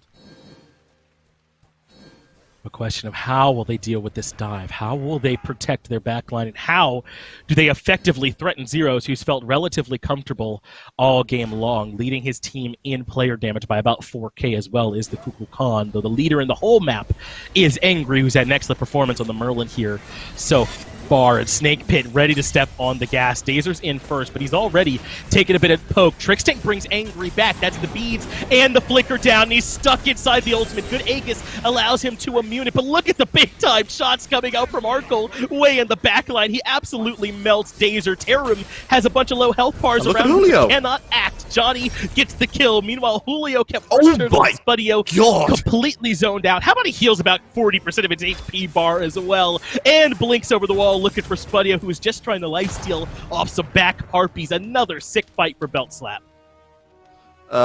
Missing one Brawler's Beat Stick, maybe even a Toxic Blade. If found, please give immediately to Snake Pit, because they obviously cannot find it. The Fire Jet's going to go the way of BeltSlap, no issues whatsoever. WorstTurttle the only one in range. WorstTurttle was the only one in range, I'm going to correct myself there. And it's going to be the Enhanced Fire Giant as well, so their Phoenix defenses last game were good. They're going to have to be top-notch this game as well. They are, because all of a sudden, they're down about 9,000 gold up against the might of BeltSlap, who've been beating them from essentially even footing here up until now. And you're so correct to highlight that difference in how much work these frontliners can do. When Dazer goes in, and essentially the only CC you can provide is maybe pulling someone kind of back towards his team a little bit, he's taking too much damage from him. Meanwhile, Julio is just kind of laughing all the way to the bank as he dives the backline, keeps Spudio entirely out of that fight and never really getting to be a part of it at all. It's just too difficult for Snake Pit to get past this multi-pronged approach from BeltSlap, and if Zyrhoes gets to keep having Angry served up on a silver platter for his tornadoes and his ultimates, it's gonna be too easy for BeltSlap. Unlike the target prioritization coming out from BeltSlap, every single fight it's been, let's try and kill Angry, because they forced out his beads, and then they immediately kickflipped him into a CC combo into the Spirit of the Nine Winds. He did get the Aegis off in time to not get hit by that ultimate, but he then just gets completely blown up elsewhere, and that gives Julio even freer reign now that the only source of anti-heal is gone from their team. And you saw it just work there. He was low, he should have died, and then all of a sudden, bang, I'm up to 60% health. I have a second life bar, come fight me again. And they want to fight underneath this Phoenix to Snake Pit. Yeah, it's kind of crazy, huh? Trixtank is the one that's going to die. The left side Phoenix charge prey finds nothing, and he has overcommitted. That's a nice, easy kill for Angry. WorstTurttle takes to the sky now. This could finally be the fight that Snake Pit needed. A dunk into the backline, looking for Arkkyl. Big ult doesn't quite find WorstTurttle, though, as he's able to get back out. But they've already taken care of Trixtank. They have repelled the Phoenix Siege. Just said their defense will need to be strong. Well, how about that, Alpha Jackal? I would say that's more of a throw from Beltslap than Snake Pit being being strong on defense. Trixtank goes, okay, we're ahead. I have Fire Giant. We're with 13k. We're just gonna go in, boys. Let's go. I've missed. Help me, please. I'm dead. Please don't blame me. That is the binary scale that Sobek's operate at, isn't it? Either you hit the pluck or you didn't. And unfortunately, that time for Trixtank, he did and ends up dashing perfectly into no man's land and falling. So Snake Pit will find this tier 2 tower in left, it looks like, in response. Nene to tank it up, and they'll get a little bit of extra gold back to sort of recoup their losses. But on a much more traditional type of siege from Beltslap, I imagine they'll be looking better. Yeah, that's one consigned to the... Let's not do that again, books. That's the... We tried it, it didn't work out, let's reassess and maybe not go so so aggressive. Yes, we have the enhanced fire giant, there's no backdoor protection, so we can walk in anytime we want. But that doesn't mean we want to walk in anytime we want. We still want the minions to tank up the Phoenix a bit. We still want, you know, them to put pressure onto the mid lane at the same time, because Dzoni was still in that mid lane, still working on pushing up those minions into the mid Phoenix, when all of a sudden his split push potential is nullified by one misplay coming out from Trixtank, and it's not often that you say he misplays, but that definitely was up there. They can still re-siege. Trixtank the only one missing the Fire Giant. They've got about another 30 seconds to work with. It's a 4-1 split with Dzoni in mid. Remember last time his battle up against WorstTurttle ended up being critical, as Julio will be the first man in this time. Finds the pull into Spudio and forces the beads again. He is low though when WorstTurttle dunks, but doesn't find anything. The ultimate comes out from Trixtank. It does at least clip Dazer and bring him down to half, but they've only got like 13 seconds left on the Fire Giant buff. It's not a lot of time to work with. No, if they want to try and get this Phoenix, it has to be right now, and this zone coming out from the Frost abilities from Merlin, it could be just about enough, as Julio's forced into a bad spot, but the worst spot is Dzoni. Spudio's in the worst spot of all. He's back in the fountain with the respawn.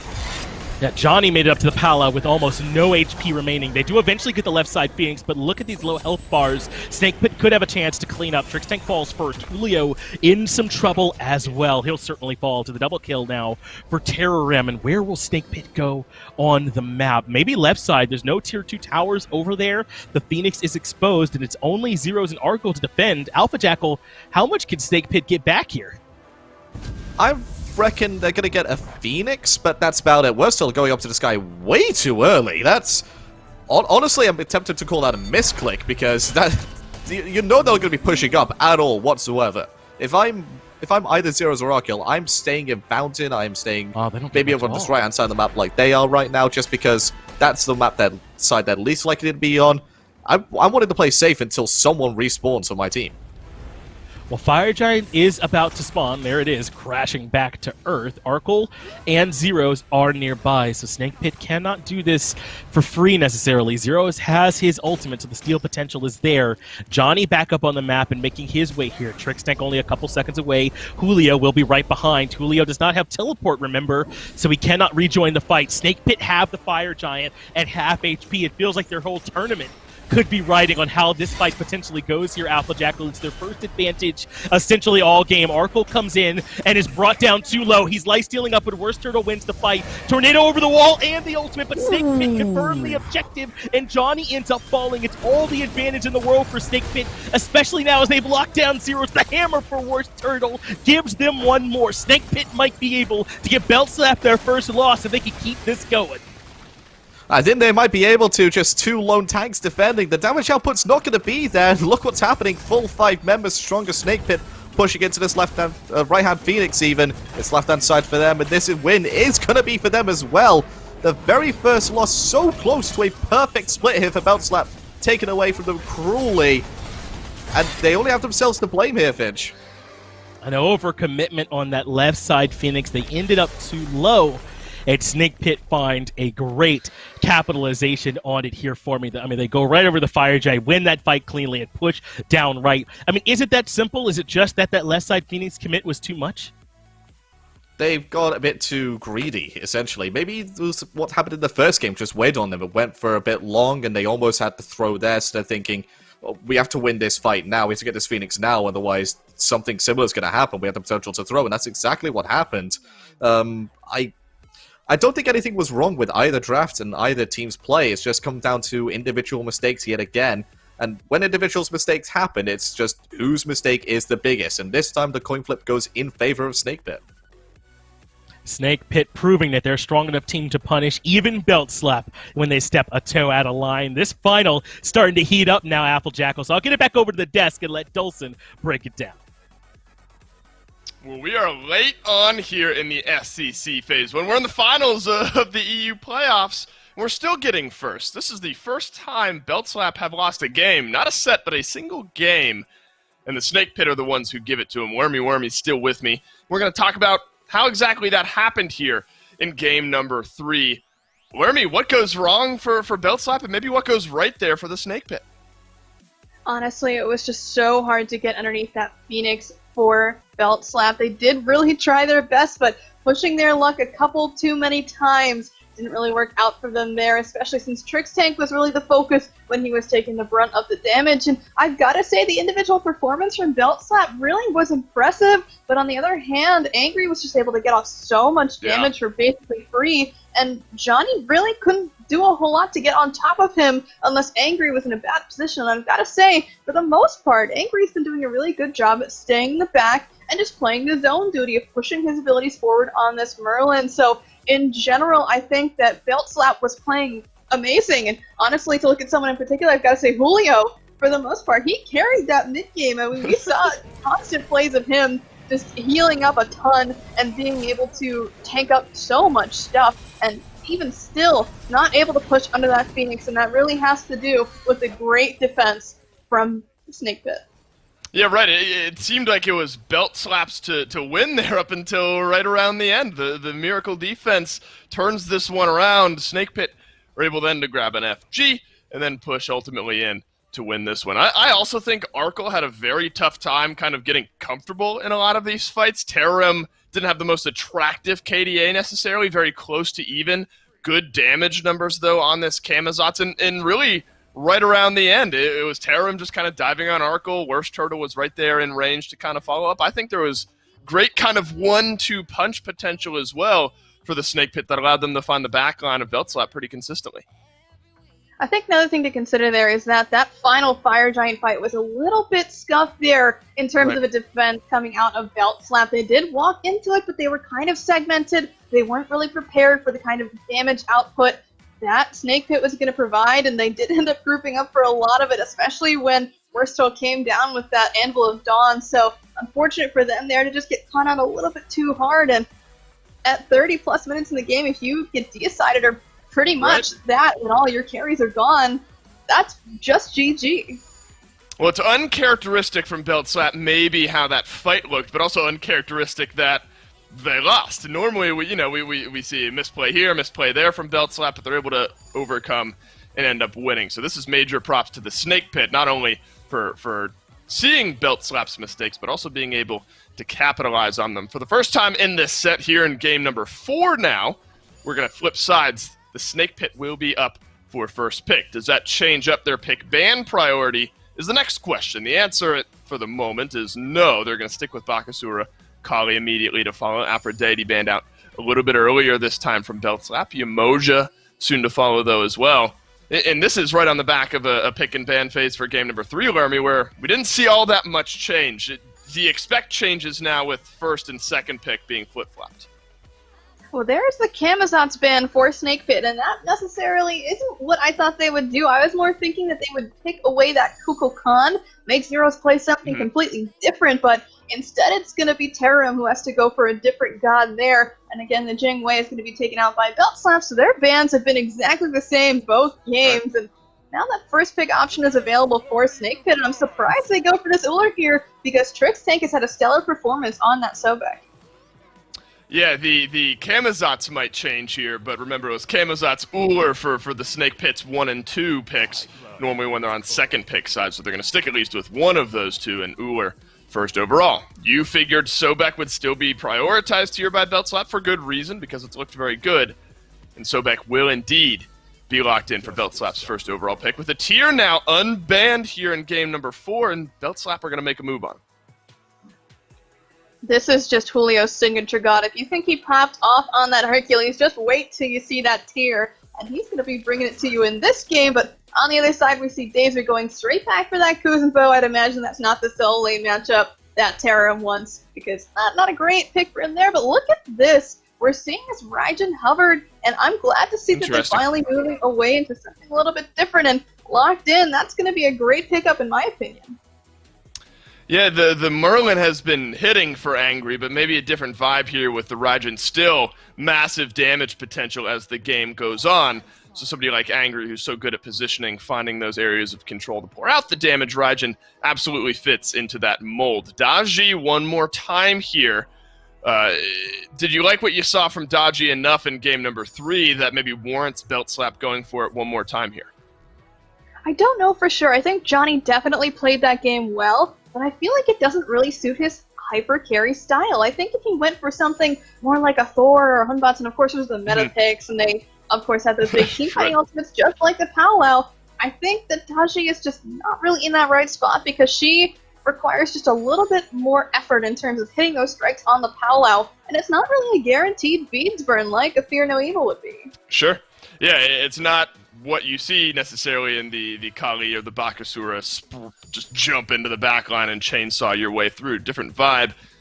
Maybe similar if Dzoni is able to get going, but we haven't quite seen that up to this point. Maybe game 4 is a different change there. Thor banned out by Beltslap. Snake Pit still need a jungler. Thor worked for them. WorstTurttle in game number 3, so let's take it away here one more time. Jormungandr as well.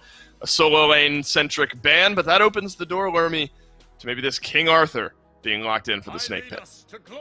I like this idea. Give Terrorem a god that can continue to be that aggressor in lane, and King Arthur certainly does that. Then he'll probably be going up against that tier, so of course he has to be wary of that, because tier is pretty good sustain in lane even without the Glad Shield. But look at this for a last pick, Susano, to round out this draft. I'm kind of surprised by this pick as well, because I keep pressing on the Hunbots, but I think that's maybe the better pickup here, although neither of them really do have that CC Immune ultimate to help them out against some of these really heavy CC tanks. But look at this, a new one going to be last pick for Beltslap. Heroes, let's force onto a different character. So this is something we've seen a little bit in this tournament so far, but mostly from NA, but I'm glad to see it over here in Europe too. Yeah, Merlin, Kukulkan, final bans for the Snake Pit. That'll force Zyrhoes onto something a little bit different, and new wise, if nothing else, a little bit different from what we've seen in the meta. We're moving into game 4 here, Lermy. Who do you maybe like compositionally to take this one? I really like that Beltslap have a lot of signature characters on their side, but in terms of draft alone, I've got to go with Snake Pit. Well, signature characters for Beltslap. Can they sign that signature on the dotted line in game 4? John Finch, he'll tell us. I'm a little less certain than I was earlier on in the day there, Dawson, still joined by Alpha Jackal as we move on to Game 4. Remember, Beltslap started with a 1-game advantage, so in terms of games played, it's been 1-1 so far, and both of those games have been close. Alpha Jackal, I think I agree with Lermy, too. Snake Pit's draft is kind of nuts, right? I mean, Raijin's been looking so strong lately. I love Susano out of the jungle, and King Arthur can be such a nightmare in the backline. But do you think it's going to be enough to overcome this draft here from Beltslap? I mean, if I could hand-pick any gods to put into any roles, I think the only thing I would change would be a Horus instead of the Kuzenbo, and I'd say that is a perfect draft to have. I mean, but the Kuzenbo's not so bad either. He gets good pressure off, good damage off in the early game, so it's almost a like-for-like substitution there. So Beltslap, they have to be playing this one out of their minds if they want to take control of the momentum back to their side. And the early game has favored Snake Pit every game so far here in this set. They have drafted a bit more pressure, and they have played to that well. They've looked to try and bully out Zyrhoes. They worked for the red buff in what was Game 2, the first game we watched, and then they pressured the blue buff in Game 3. Here in Game 4, I'm interested to see where it is they'll go on the map. I mean, once Angry gets this clear online, I feel like he can rotate with WorstTurttle potentially to look for some buff invades.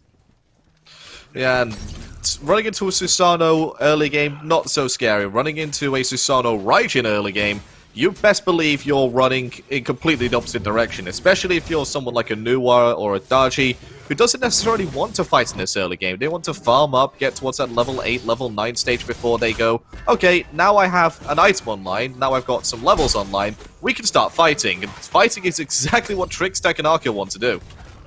I got Spudio and Dazer pushed all the way up to the tier 1 tower here in left. Good pressure they've been able to establish here so far. This is kind of the first time we've seen the lanes go this way, where Snake Pit are the ones kind of underneath their tier 1s, and Belt Slap are the ones with pressure. Maybe just the order side of the map. Either way, Arkkyl and Trixtank off to a good start here in this game. And what we've really seen kind of make the difference maker, I thought in game 2, is that I don't think Dzoni played particularly well on the Daji. You know, Dolson asked Lermy about it. She said it didn't maybe feel kind of like a signature Dzoni pick, but sometimes those Palau chains are just straight up off the mark, Alpha Jackal. It looked a bit rusty on the Daji, I kind of agree with that, and I didn't think he had a stellar performance on it, like you said. Definitely not enough to warrant it being picked up earlier in the draft. Maybe this is just a sign that Dzoni's gold pool isn't as deep as once thought. I mean, he still has the Alquang on reserve to bring out at any stage that he wants, but sure, with the gods available to Snake Pit right now, and especially when they had that Raijin picked up, I don't think Alquang was ever going to be in the mind for Dzoni, so this just screams to me like they wanted to give him something comfortable before everything of his got banned away.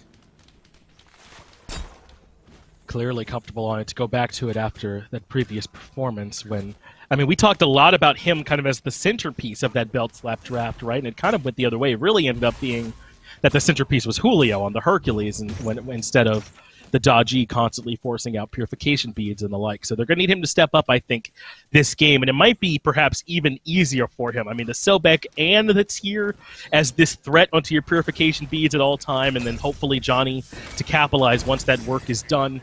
Maybe this is a worthy reprisal after all, and just give him another at-bat. But the biggest change in drafts that I think favors Belt Slap going into this game is the removal of the Thor, because Thor was a pain in their backside for the entire game. It wasn't just the fact that he almost wins him the game at the end with a triple wall and getting a good pick onto Arkkyl beforehand. It's the fact that Belt Slap had to play so much more defensively than I think they would have liked to with their draft because of the threat from that Thor dunk, that Ample of Dawn. They didn't want to give up Purification Beads so hastily, they didn't want to give their CC immunity so hastily, and that meant the game went on for longer than they maybe would have liked.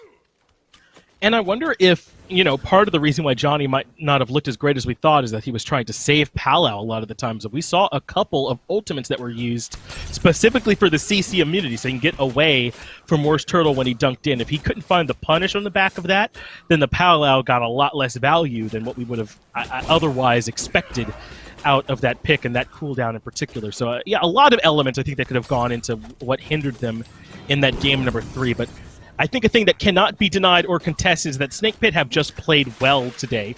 It's been more competitive than I honestly would have thought coming in. Belt Slap, to me, were a clear favorite here, but in both games that we've seen actually played out, Snake Pit has had a legitimate claim to grabbing that W, and in the second one, they actually did. Yeah, this is just a bit of a redemption arc for them, because don't forget, Winners Finals a couple days ago, this was the matchup that happened, and Belt Slap slapped Snake Pit 2-0, and now with the knowledge that they had from that 2-0, with the adjustments that they've made, Snake Pit look good money for maybe being the slight favorites going into this next game. I mean, I have a look at Belt Slap's draft, and I don't like the Nuwa. I mean, it just screams to me that they are looking to have all this dive going on in the backline, and then Zyrhoes is there just to help that dive out a little bit more.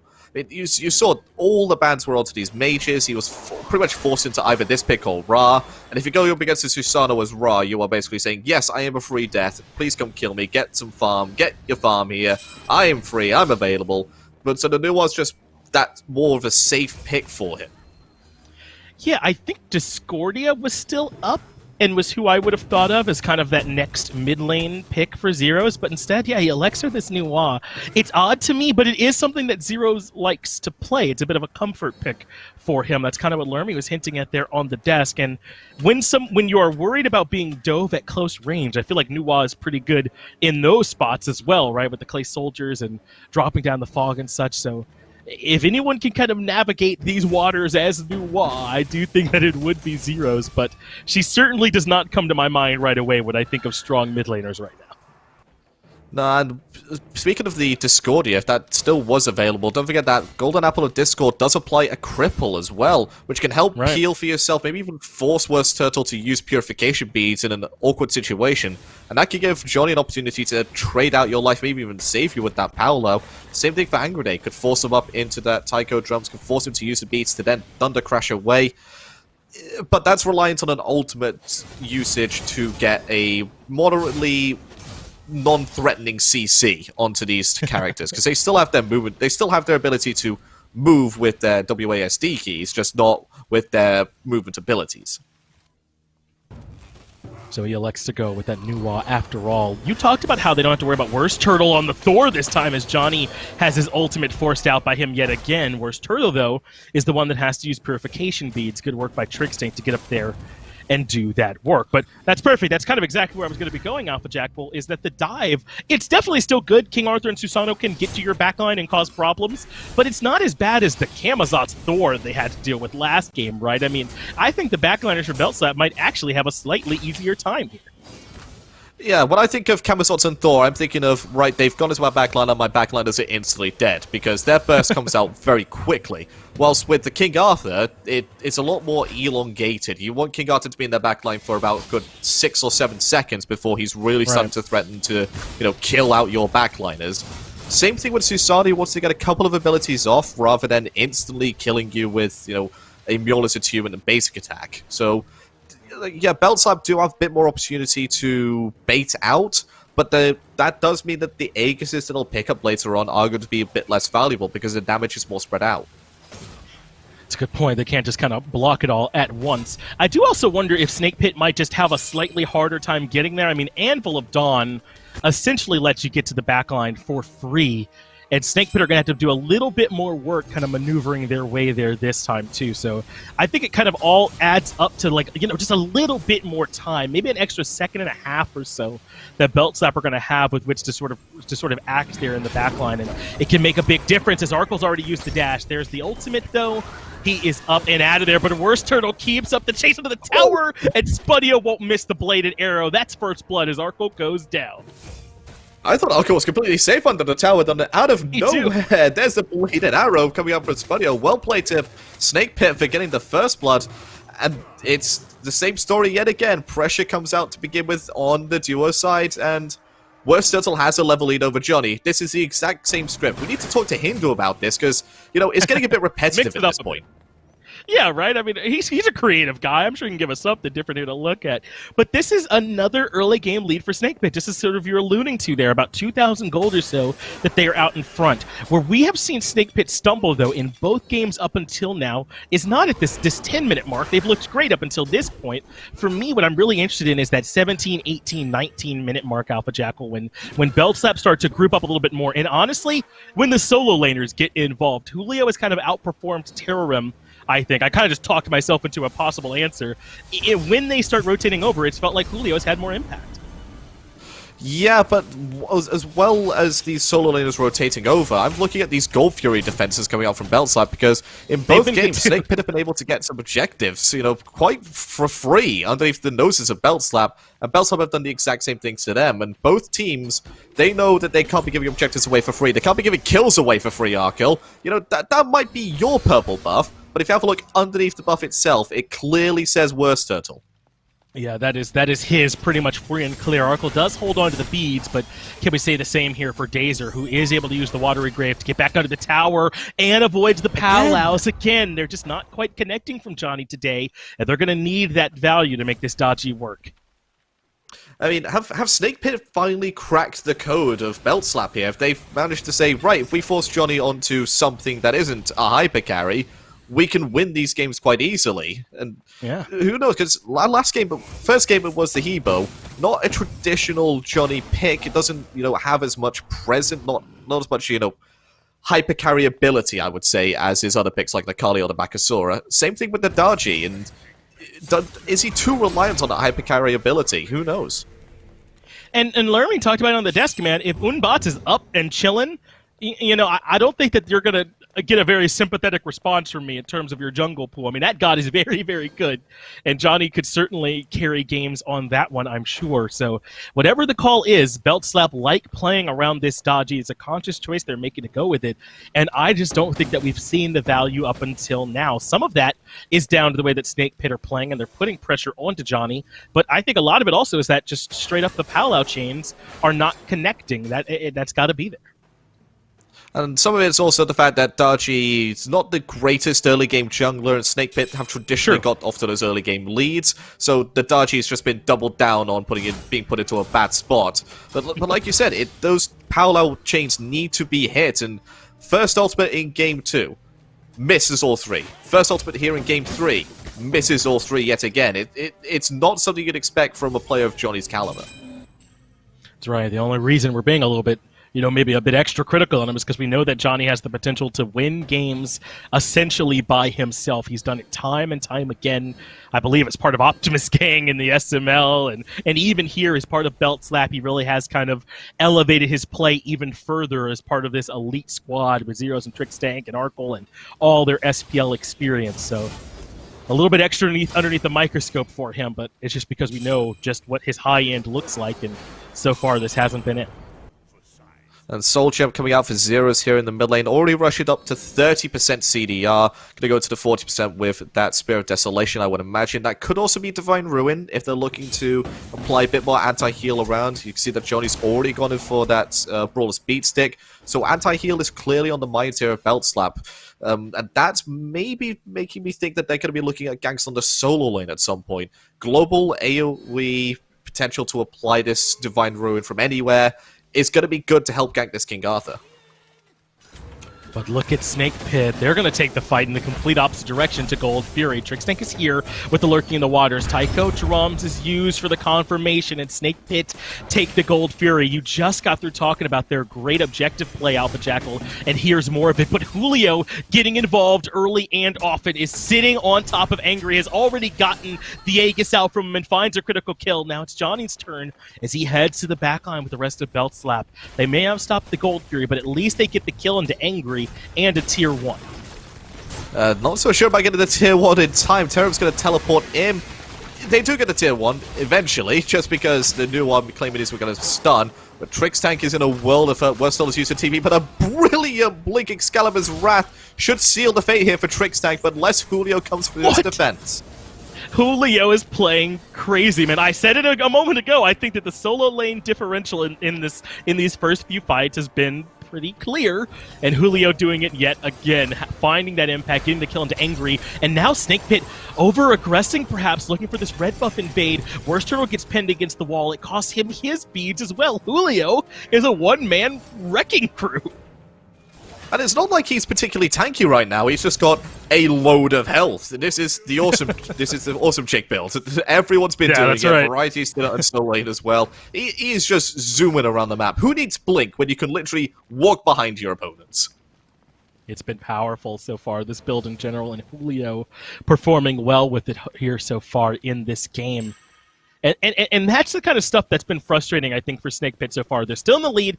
I don't want to let that get lost, like 2,500 gold or so. They're definitely still playing well here, but it keeps feeling like even when they're making the right calls or going to the right spots, someone on Belt Slap just kind of steps up and makes an individual play to pull them back from the abyss. I don't know if that is going to keep working over the entirety of the year, but it's been looking good from what I've seen so far. I mean, eventually teams are going to get wise to your tricks and start maybe going, hey, let's ward up on this specific spot where we know they like rotating from before we take this fight, and therefore we will know when he's rotating and we know we can back out, a bit earlier, so we don't get caught unawares. And Snake Pit, they are playing this matchup extremely well. They're playing it better than they played it 2 days ago. They find themselves here with a nice, solid 3,000 gold lead. experience should be in their favor as well. It's looking really good for them, but it's looked good for them for the past 2 games. Yep. Experience not as big as I thought it was going to be, only 1,000. That's kind of been the story of the day, hasn't it? That Snake Pit had been able to build up a gold lead around their objective play, I'd imagine, but not an experience lead. Dzoni wants to get aggressive. We said we needed more from him. Well, this looks like more. Angry has his ultimate forced out and the beads, and Dzoni seals the deal, gets the back line, and cuts Angry down to size. Now they pull Dazer back in, who gets aggressive with the Watery Grave because Terrorem rotates in, but Arkkyl pops him like a pimple, and somehow Dzoni still alive, just out of range, so Terrorem can't get the kill, and they get their 3rd one of the engagement around the 17, 18, 19 minute mark, right around now. This has been that point for Snake Pit where they've struggled. And it's been the point where Belt Slap turn on the energy busters and find themselves getting a pyromancer here. Exactly. They just turned it on and they caught Angry Day unawares in that mid lane. They force out his ultimate with the powwow and then they just dive on him completely. And this is the point where the Noir pick does actually help them out a bit, because that extra bit of damage from those fire shards allows Dzoni to play more aggressively in that situation and get the kill onto Angry. If it was any other mid laner, say from like a long-range raw snipe that connects, there's no way that Angry Day dies there, I think. I think there was also a bit of Metal Gear Solid action from Dzoni as well. He kind of used that fog to get in close to Angry with that initial use of the powwow. I didn't see exactly if Angry saw him go into the fog or not, but you love the idea of getting up there close and trying to sneak up on him. A great play there from Belt Slap to suddenly turn this game around. We were just saying it was a 3,000 gold lead for Belt Slap, or not for Belt Slap, for Snake Pit, or pretty close to that, 2,800. Well, look at it now. It has shot back down to essentially even in experience, actually favoring the Chaos side team. And I'd say experience is starting. I'd say experience right now is where you want your lead to be if you had to choose one of the two. If you have to choose between a 2,000 gold lead or 2,000 experience lead, I'll choose experience at this point, because it's just getting close to maxing out all of your abilities outside of your ultimate. That's going to be a big boon to you in towards these team fights, especially if you don't have the chance to back to base to spend all your gold. You're going to want to defend onto this Primal Fury next, which is going to be spawning in 8 seconds. And so far, so good for Snake Pit. Their ward coverage needs to be a bit beefed up, though, if they want to keep on going. I think Dzoni just came in and de-warded around the Fury Pit, so it is in control of Belt Slap, at least for now, with this Fury spawning, but they're grouping up on left. It's Spudio. We already talked about his lack of CC immunity, could be in trouble. Does still have the beads as the Dodgy gets aggressive, forces the leap out from him first. The Aegis has come out too, now up onto the powwow to where the CC immunity won't matter. Dzoni, we said you needed to step it up, and he's absolutely done it this game. 2-0-1 and leading over WorstTurttle, and the aggression's not even done. Trixtank getting aggressive, Angry, under siege from Julio. Belt Slapper all over the map right now. Why is Julio down at my back camps? That's what I'm asking if I'm angry. Why is Dzoni also at the back camps? Asks Angry as he dies yet again for the 3rd time this game. He's been the focus of Belt Slap throughout all of these games. Dazer's just been, picked up as a secondary kill every single engagement. Zyrhoes managed to find himself his first kill of the game. And the objective, the Primal Fury, goes the way of Belt Slap. Maybe we were a bit too critical of Dzoni on this Dashi. Maybe he was just baiting everybody in, including Snake Pit.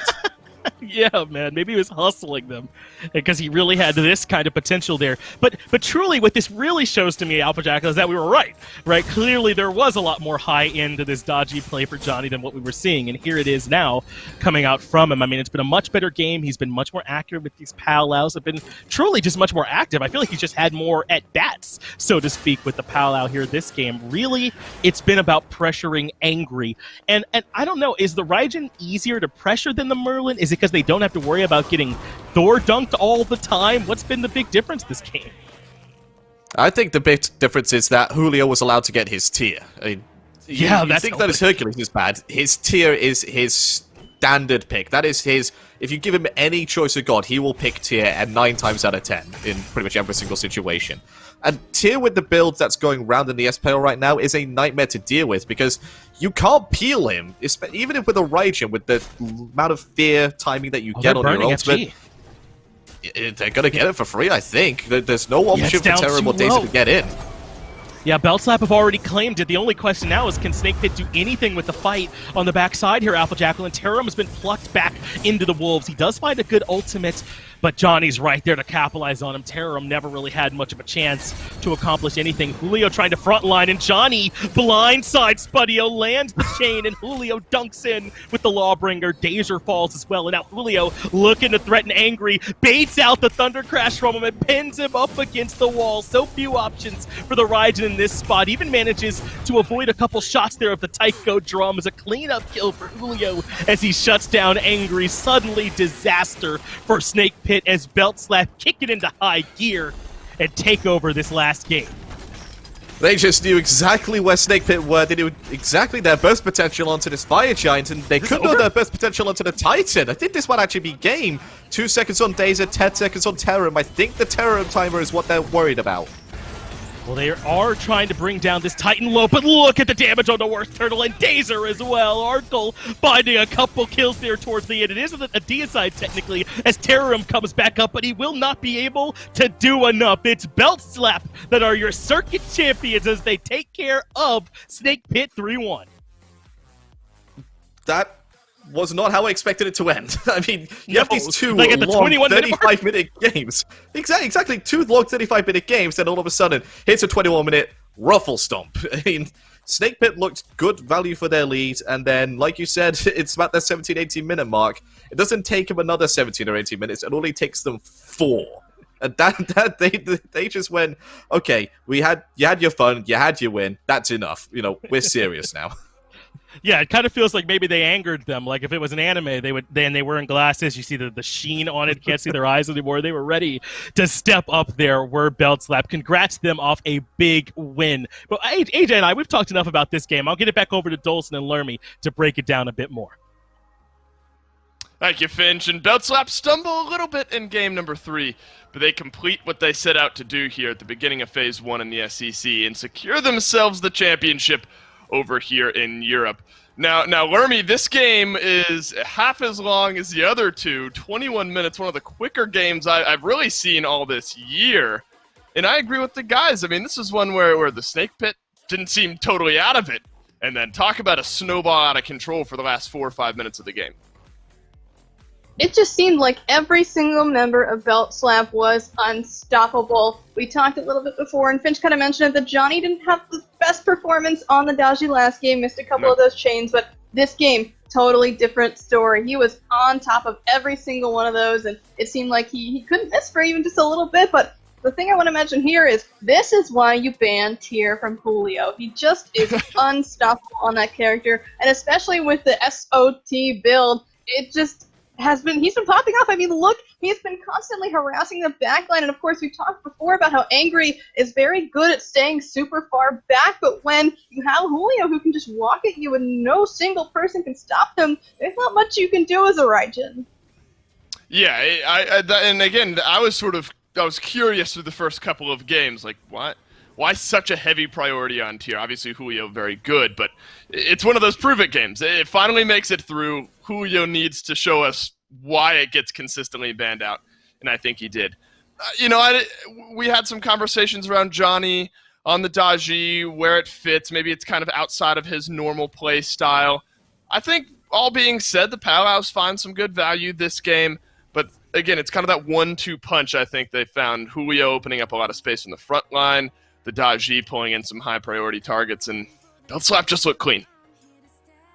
For sure. I think altogether this was their best game yet, and of course even the timer would tell you that one just based on how fast they finished that one up, but I had not seen them play at 100%, it felt like. But that one, they got that loss and they said, alright, it's time to turn the engines up. We're at 11 right now, so let's push it even further, and that's exactly what happens when Belt Slap gets pushed back even just a little bit.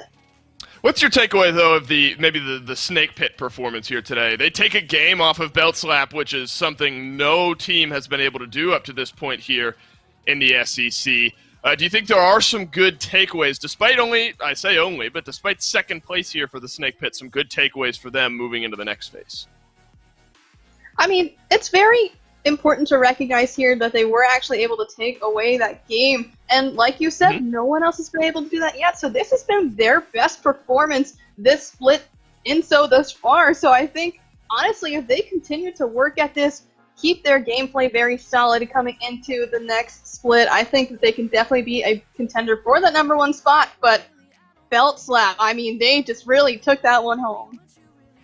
They sure did, and here's how they got there. 2-0s across the board, and then that pesky 3-1 there towards the end. The one-game advantage, they could have put it to bed in Game 3, but Snake Pit were able to fight back. That's what we had for you in Europe today on Finals Sunday. Belt Slap taking over Snake Pit 3-1 in our first set of the day. Baskin and the boys versus Bloogie and the Woogies. Another great matchup. We're jumping over to NA. Lots of hype, I think, around that one. Some up and downs from both teams. Cannot wait to jump into it, and we'll do just that right after this break.